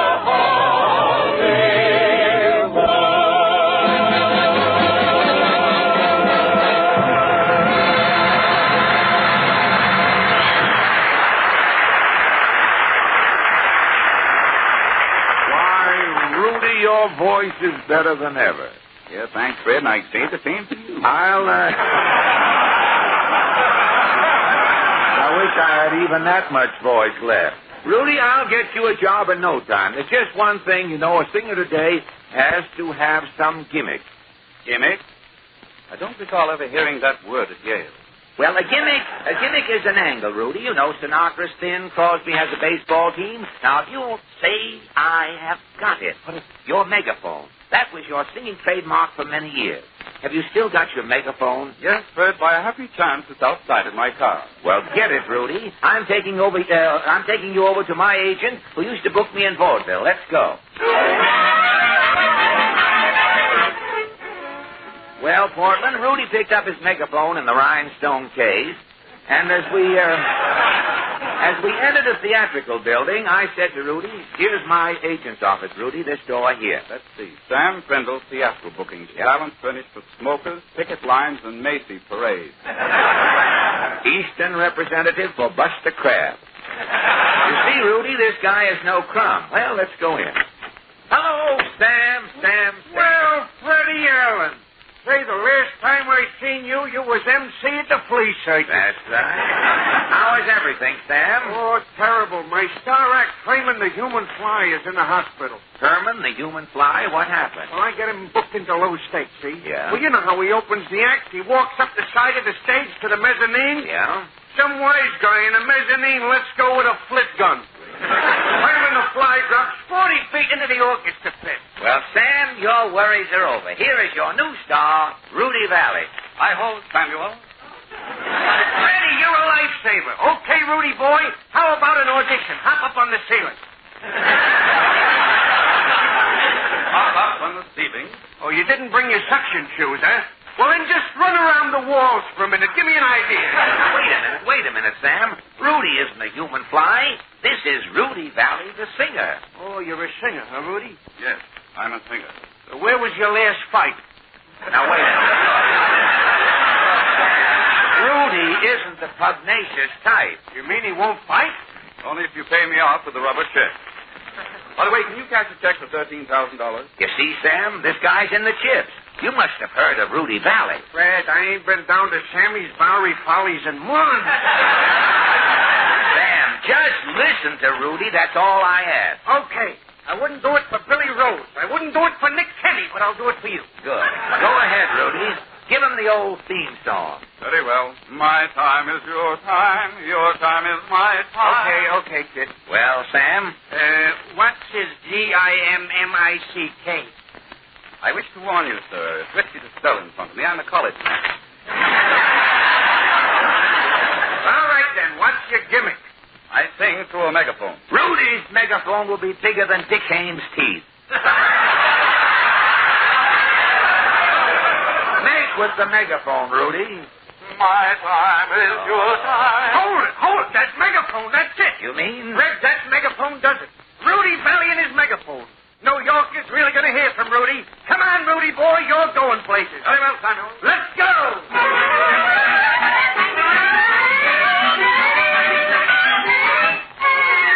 Well, Portland, Sam grabbed Rudy and rushed him away. Rudy was carrying his megaphone. Did he get Rudy a job? Yes, Portland. The next day, as I was walking down Broadway, I saw Rudy with his megaphone. As I passed, I heard Rudy say, Our sightseeing trip is about to start. On your right, over to Times Square, cross over the road.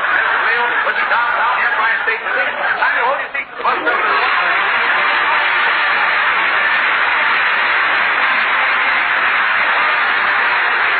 Before we remind you to remember Shepherd cheese and tenderleaf tea on your shopping days, I want to thank Rudy for dropping in tonight. Next week, our guest will be Babe Livingston's brother-in-law, Jack Benny.